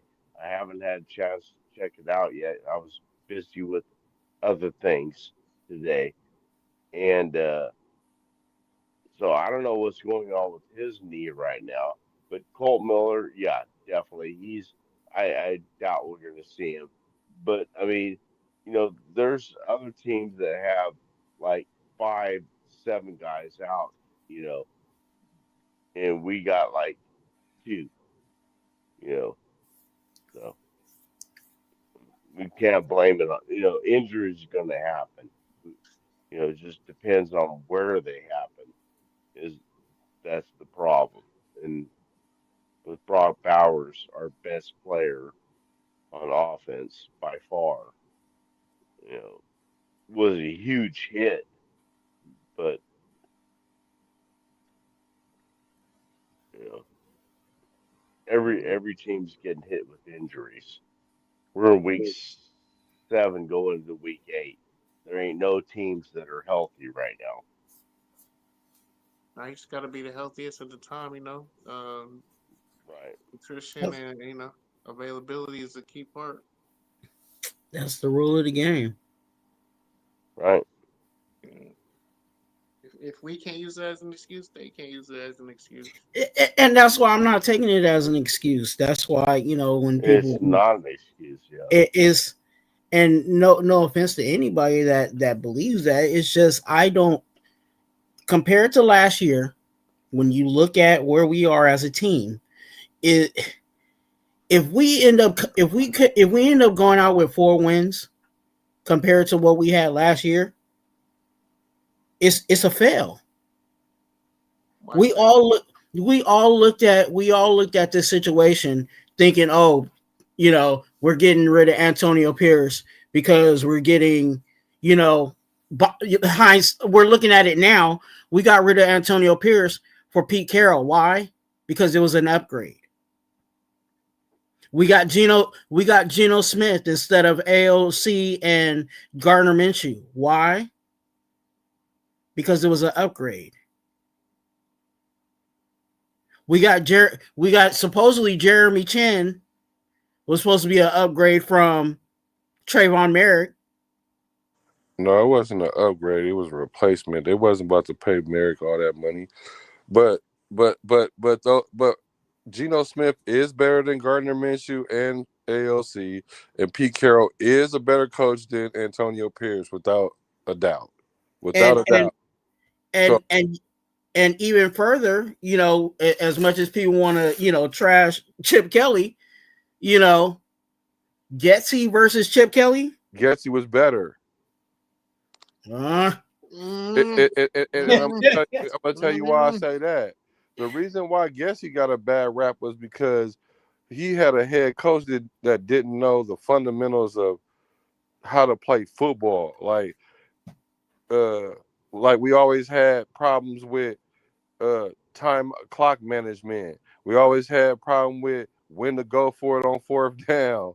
Like all them little weird things like that affects your play calling tremendously when you try to make a risk as a play caller, and then you got a situation, and then your head coach is unsettled in the situation. Your team is going to be unsettled. Now, if you put Getsy with a fucking Pete Carroll, I think you would get a different result. But even further, that's why I consider if the records match up, it's a fail. Because if I mean, if AP is a downgrade from Pete Carroll, there shouldn't be an equivalent. No, I'm not. Whether it's injuries, whatever other factors you want to call on it, we've upgraded. So why are we? You know what I'm saying? And I come from the school of your record is who you are. No, that's misleading. You can't go off of that. The record is not even the majority indicator of if your team is better or not. I mean, yeah, it's a manifestation of what your team looks like in a general sense, but you know, records could be foolish. Because let's say if Brock Bowers got hurt last year, right? Let's just switch this one player. If Brock Bowers got hurt last year, we win 2 games. Like, and he was healthy this year, we win 3 games at this point. So, and going up, they would be going down. That team with 4 wins, they probably either achieved or maybe slightly overachieved. This team is underachieving.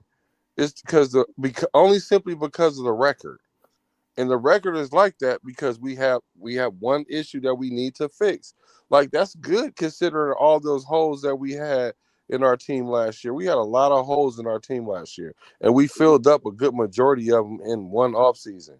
So we're definitely in a better position now than last year. Last year the boat was sinking on all 4 corners. Our boat is just sinking as a whole right now, and I'm telling you, if you plug up the Chip Kelly hole, then we'll be all right. We'll be a fucking 500 team at that, at the minimum. That's how much I'm putting on Chip Kelly because the offensive coordinator influenced the game a whole lot. But that's not to say I don't see why you say that, because with all that shit I said and you get the same result, then that means why did you go that route and spend all that money and make all this noise to do that? We didn't spend it. We didn't spend a dime last year and got the same result. You know what I'm saying? Like, we didn't spend a dime last year and got the same result. Because what I'm saying to you is, though, if we could look past just this season, our team would be in a different position by the end of next year if we would have kept AP. Because then we had to deal with AP learning how to call timeouts. Like, I'm not gonna. Nah, I'm not because I'm not gonna say that was the only I ain't factor say in a only. lot of things. I'm gonna say Luke Getsy is fucking terrible. He He doesn't is, compare. but He Chip Kelly doesn't is more compare. terrible. Chip Kelly is far more viable and favorable quarterback. I mean, coordinator. Since when? He's way better than Luke Getsy because you can only say that with AP as a Raider, but Luke Getsy did the same shit in Chicago when he had a head coach, when he didn't have timeout issues, when he didn't have Where is he at now? nowhere. Not, I don't think he's offensive coordinator anywhere. I mean, he was an offensive assistant. Like honestly, the only reason he had a job is because of his dad and his dad's connections. He's not. He's not an offensive coordinator. He never should have been. He's fucking terrible. I didn't say he was good, but he better than. He's not. I mean, I don't care even what y'all say. just The nigga like didn't Skip. have under 100 yards total offense, and our offense was way weaker than last year. I will say he I was. mean, than this year. I mean, he has. He was less pass happy The and nigga didn't more. have no running back. Yeah, but he was still running the ball. The issue we have and why we only got 100 yards was because he refuses to. Man, we can't call. You can't. Man, it's If you run the hard, ball, you it's can run the hard to ball, call plays when the defense already know that you can't run the ball. and that's when you run into the issues and the interceptions. And I mean, it stems from somewhere, but it's going. I would take Chip Kelly over Luke Getsy in a heartbeat, and it's not even a question. Like Yeah, well, the two don't compare. I was like, we can use hindsight and understand the difference. If I mean, shoot, Luke Getsy, yeah, no, he's terrible. I mean, at least Chip Kelly has had success. Luke Getsy has man, never had success in anything. I'm not looking at their history. I'm looking at the season that they're in. Even that, I think Chip Kelly. Man, our offense was better last year than it is right now for sure. And but it was 10 times better in the second half of the season when he wasn't the head Okay, OC. that's even worse. Yeah, Glow. That's even worse. Why is that worse? That just tells you That's how even worse incompetent he was. because if you let somebody that's mid, and that's being generous, outcoach you, and then he get fired, and some other person come in and do better than that mid person, and we're comparing you to the lesser of the two, and it's arguable, then that says a lot about you being the $6 million man that's supposed to be both better than both of them combined. But you're not. You just gave up. You just got 193, 92 yards on offense. That shit's crazy. That's unbelievable. Like the only thing that keeps me being a Raider fan is the fact they have the cliffhanger down cold because they will lose a game in ways you've never seen for years to come. Like they do that shit. Like it's like you don't see the shit coming. Like I can see everything else coming with the Raiders. You can even see that they're gonna probably lose the game, but you're not gonna know how they're gonna do that shit. They're gonna do it in the most creative way you've never fucking seen in life, all the time. Nigga, That's it's not funny. like they do it once. It's not a sequel. It's not a trequel or whatever they trilogy. It ain't none of that. It's their whole existence do that. It's funny because it's true, and it's sad because it's true. But yeah, we find unique ways to lose games. It's Every just time. I think. I mean, it's ridiculous. It's like, really, really. Right. I didn't even know that was possible to lose like that. I'm, Swear they I'm just pulled out an index card and said we didn't get the first down. What was that? I ain't never seen that in life. And you'll never see it again in life. That one wasn't even on the Raiders.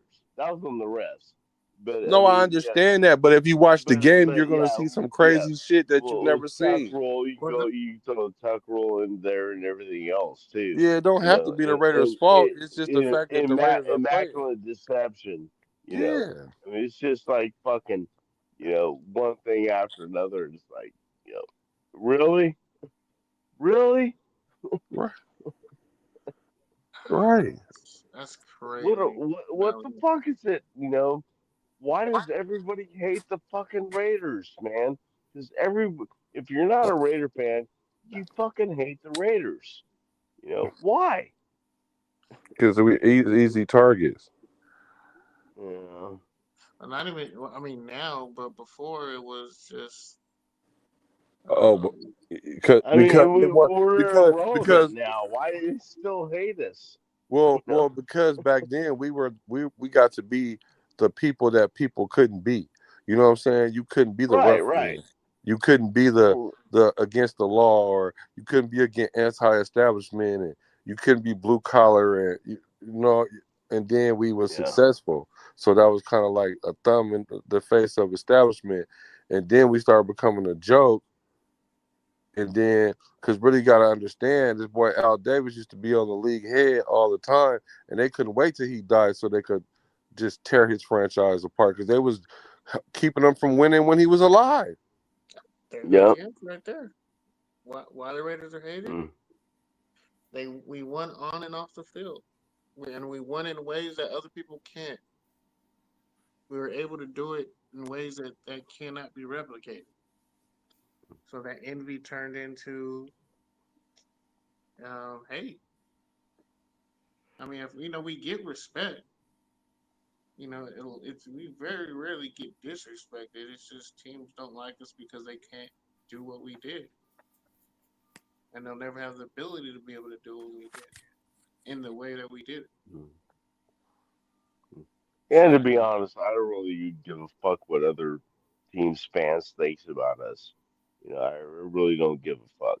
But you I know, do. So I mean, I just want some respect.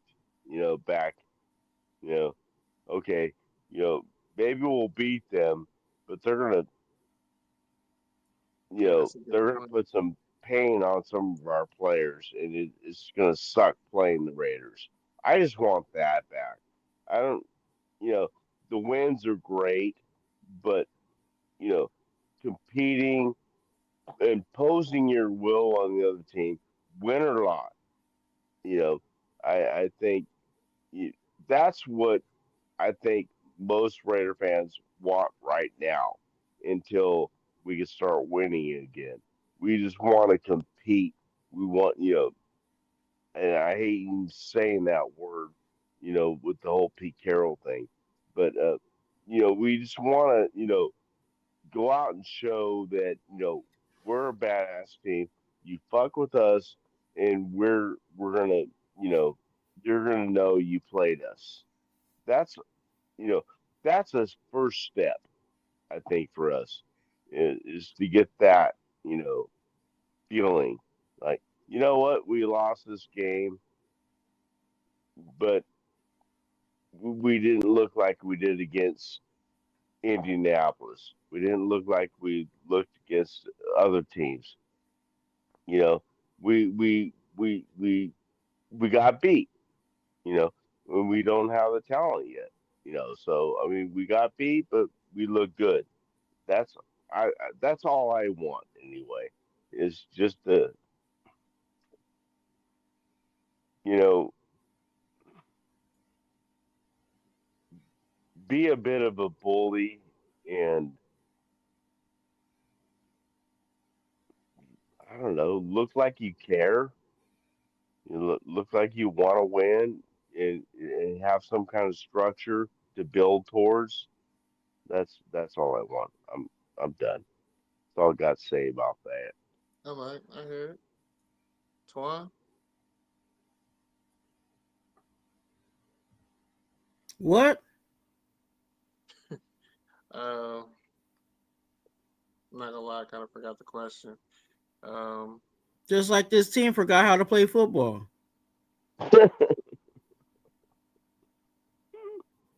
I just don't think we're good enough to play football. I don't think we forgot anything. We're just not that good. You just, like you said, we suck Now, again. like I've always said that we were top heavy. You know what I'm saying? We've needed depth, but it just sucks that the people that we thought were on the top ain't playing top ball. They ain't even doing they ain't even doing the average, right? And then comes the play calling. You So, know, and then you have people, and it's not everybody's playing below average, but the thing is like you have people that are not playing well, but then you have the people that are playing well, but then they're straining and trying to do extra. And a lot of the times when in any sport, if you try to do extra or try to go outside of yourself, you end up messing up. hmm You know what I'm saying? Like you have to keep yourself balanced. And I think a lot of people like Max Crosby and what I'm saying, some of these guys that are somewhat making plays, but then okay, so like Devin White, perfect example. Devin White will make a solid play one time, and then the next play, it's like, what the heck were you thinking? And that's where it comes in, because he's out there trying to will this team to a win, trying to do the what I'm saying, he's overstraining, but because he's overstraining and trying to do the Superman thing, he's at a phase or not in his spot. Same thing with Max Crosby. Max Crosby trying to sack the quarterback and trying to save the team and put the team on his back. But what does he do? He loses gap discipline. So there's people that are out there that are supposed to, hopefully they were supposed to be playing average, but then you have people that are playing well and they're all straining. I don't think Power Mal is as bad as he is playing lately. He has plays where he plays well, and then he has plays is like, what the hell are you thinking? And I think that's part of it, is that he's on the back end trying to be the savior on the back end of the defense, and because he's overstraining, you mess up.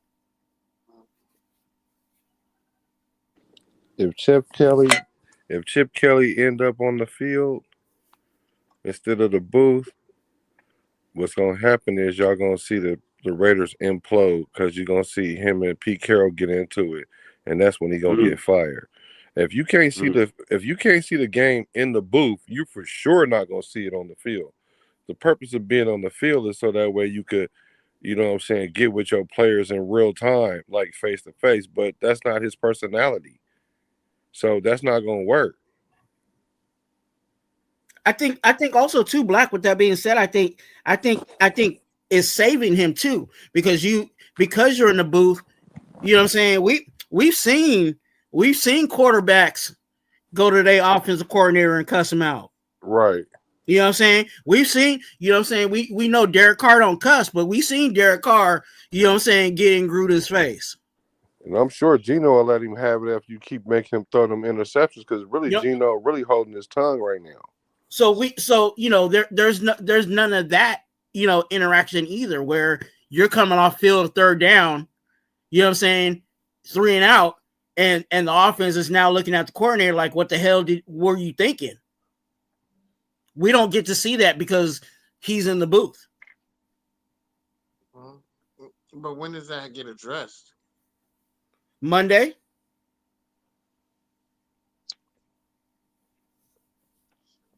the next day they're in meeting.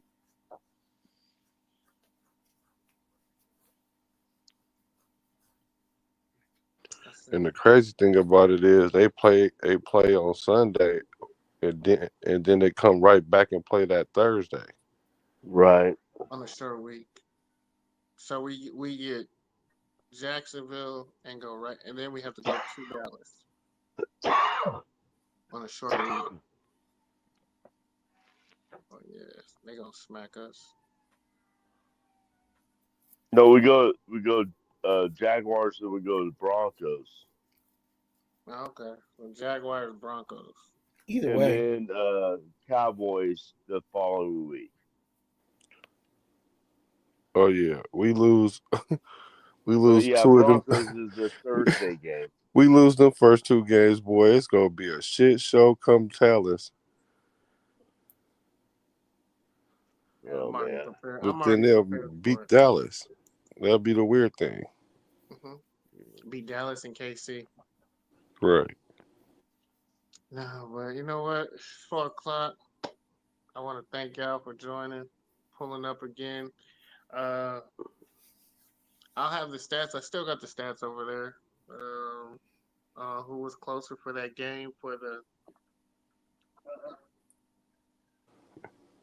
I told y'all about my boy Laulu. The DC. Yeah. Like I said, I still got the stats here. We can break it down. Yeah, I was wondering when you was gonna go on so we can go over that. Yeah. Is that the one I was on too? Yup. It was on there. You know, Oh no, I ain't I'm gonna gonna lie. fail. I don't know what happened. I think Twan, your stats got erased a little bit, but I can still make it out. Black too. You had. I can't make the stats out. I know you had one touchdown, one interception. I think you was spot on with that. And then and I think y'all were closer with the third down conversions too. yeah, I think I was a little off on it. Yeah, now I had 61%, and I was like, God damn, man, we couldn't even get 61% against him. I mean, we still won the game, but I was right about the yards. I was pretty much right about the completions. I was totally wrong about the touchdowns and interceptions. I had 2 touchdowns, 2 interceptions. Black had 1 touchdown, 1 interception. I can't see the yards. I don't know what happened. I scratched it. Twan, I think you had like 24 for something. I had you want how many yards? I think you had like 26 completions. And I think 31 No, passes. I said 20. I said 20 to 22, so I said 21. 21 completions at like 29 attempts. Mm-hmm. And I said for 223 yards. And yeah, 101. I think Twan, you were 24. How many yards did he have? Uh, Yeah, like one something. yeah, yeah, I like think it one was like something. 190 or something. Yeah, I damn near hit the yards like spot on. Yeah. But I was wrong about yeah, I had him at 2 touchdowns. I don't know what the hell I was thinking. Uh, all odds had 25 for 30, 220, 2 touchdowns, no interceptions, 55, 55 third down completion. I mean conversion. Mike, you had 25 for 35, 250, 1 touchdown, no interception. And then you had a 46% third down conversion. Yeah, Twan, you was what? Yeah, 24, I think, for 30 or something. 262, 1 touchdown, 1 interception. You had one rushing touchdown, and you had 55% completion, third down conversion. You have 45% conversion, third down conversion. What? Uh, Cool Kev had 22 for 30, 273, 3 touchdowns, no interceptions. And you had 38% conversion. And where did I get 61%? I don't know. But yeah, we have to go over that. Put that right there. But nah, it was fun. I don't think none of us would have got the KC one prediction right. Yeah, shit. What do you end up with? Like 67 Shit, I yards? know I wouldn't have. I was pretty far off. Nah, I just like, man, that 67 yards passing. I just don't know how you do that, but yeah, but no, I mean, but I don't everyone. think any of us saw that coming. Yeah. Nah. I mean, I seen it, and I didn't expect it, for us to get beat down like that. But I had a sight of us getting beat up. I didn't think they, Yeah. I didn't think they stomped us out like that though. I mean, they did us dirty. I'm not even gonna hold like front. It, I'm not surprised we lost like that. I just didn't expect to see that type of beatdown, and just for us to roll over. But this is gonna conclude today's episode. Again, I got this amazing cast. I appreciate everybody here from Sacktown Raider Mike. You know what I'm saying? You got Raider Twan. You got your boy Black up in here. And he's at Business Decision Sports, right?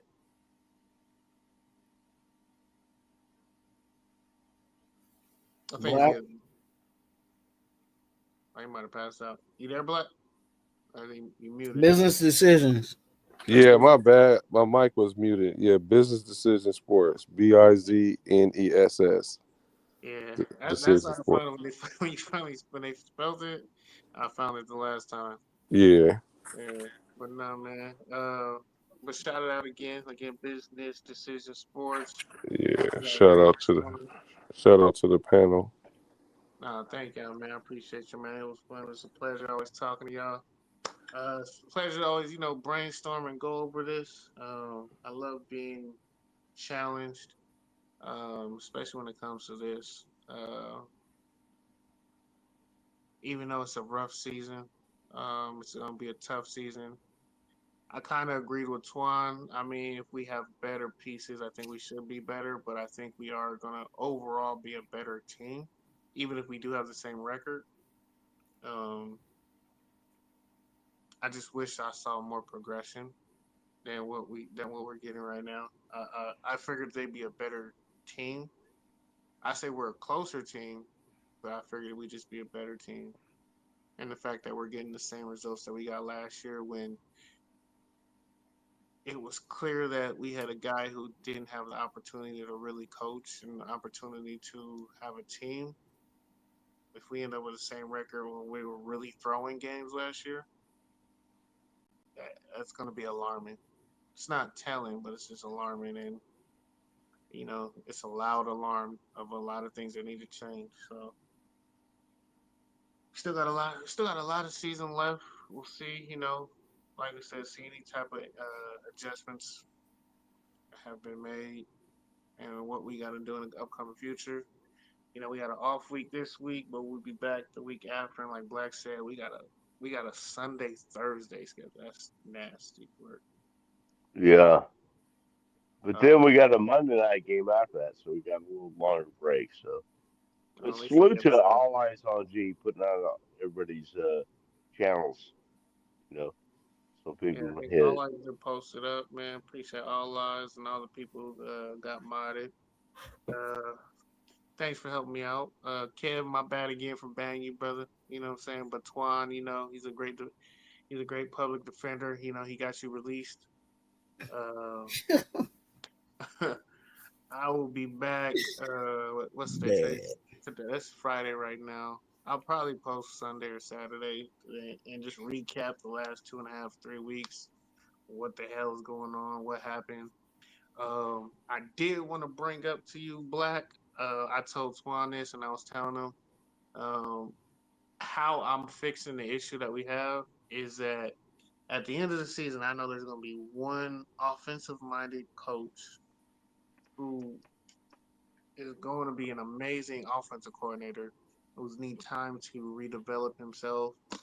Um, I'm saying the Raiders need to hire Mike McDaniels as their offensive coordinator once he gets fired from the Dolphins, and he already fits the dynamic of the Raiders. He fits the visual standpoint of what you want to see.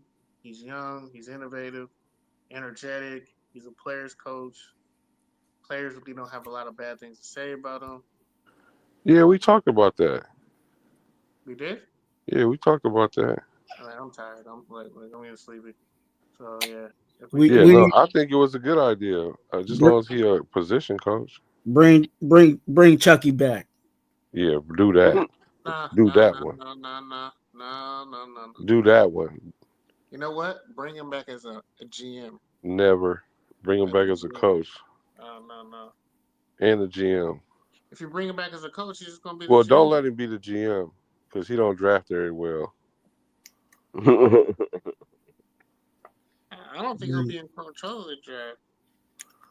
bring bring. Hey, you bring. Hey, no. What you do is you bring Chucky back. Let him run. Let him be the head coach of the offense, and then Pete Carroll could be the head coach of the defense. Uh, And then you know what I'm saying. We can do what we do. But what about his brother? Who Jay? Hmm. I'm going to bed on that one. Ah, I think Chucky got a little more fire than Jay. I'd rather want Jay as an offensive, not a head coach, coordinator. Coordinator. That's what I'm saying. I think as a coordinator. But I'm with Black. Thank y'all to the panel again. Thank you for everyone else. The chat who's still here. I'm about to go take my ass to sleep. I gotta get up in a couple hours anyway. I gotta get to Pleasure. bed too. All right, brethren. Y'all need our sleep.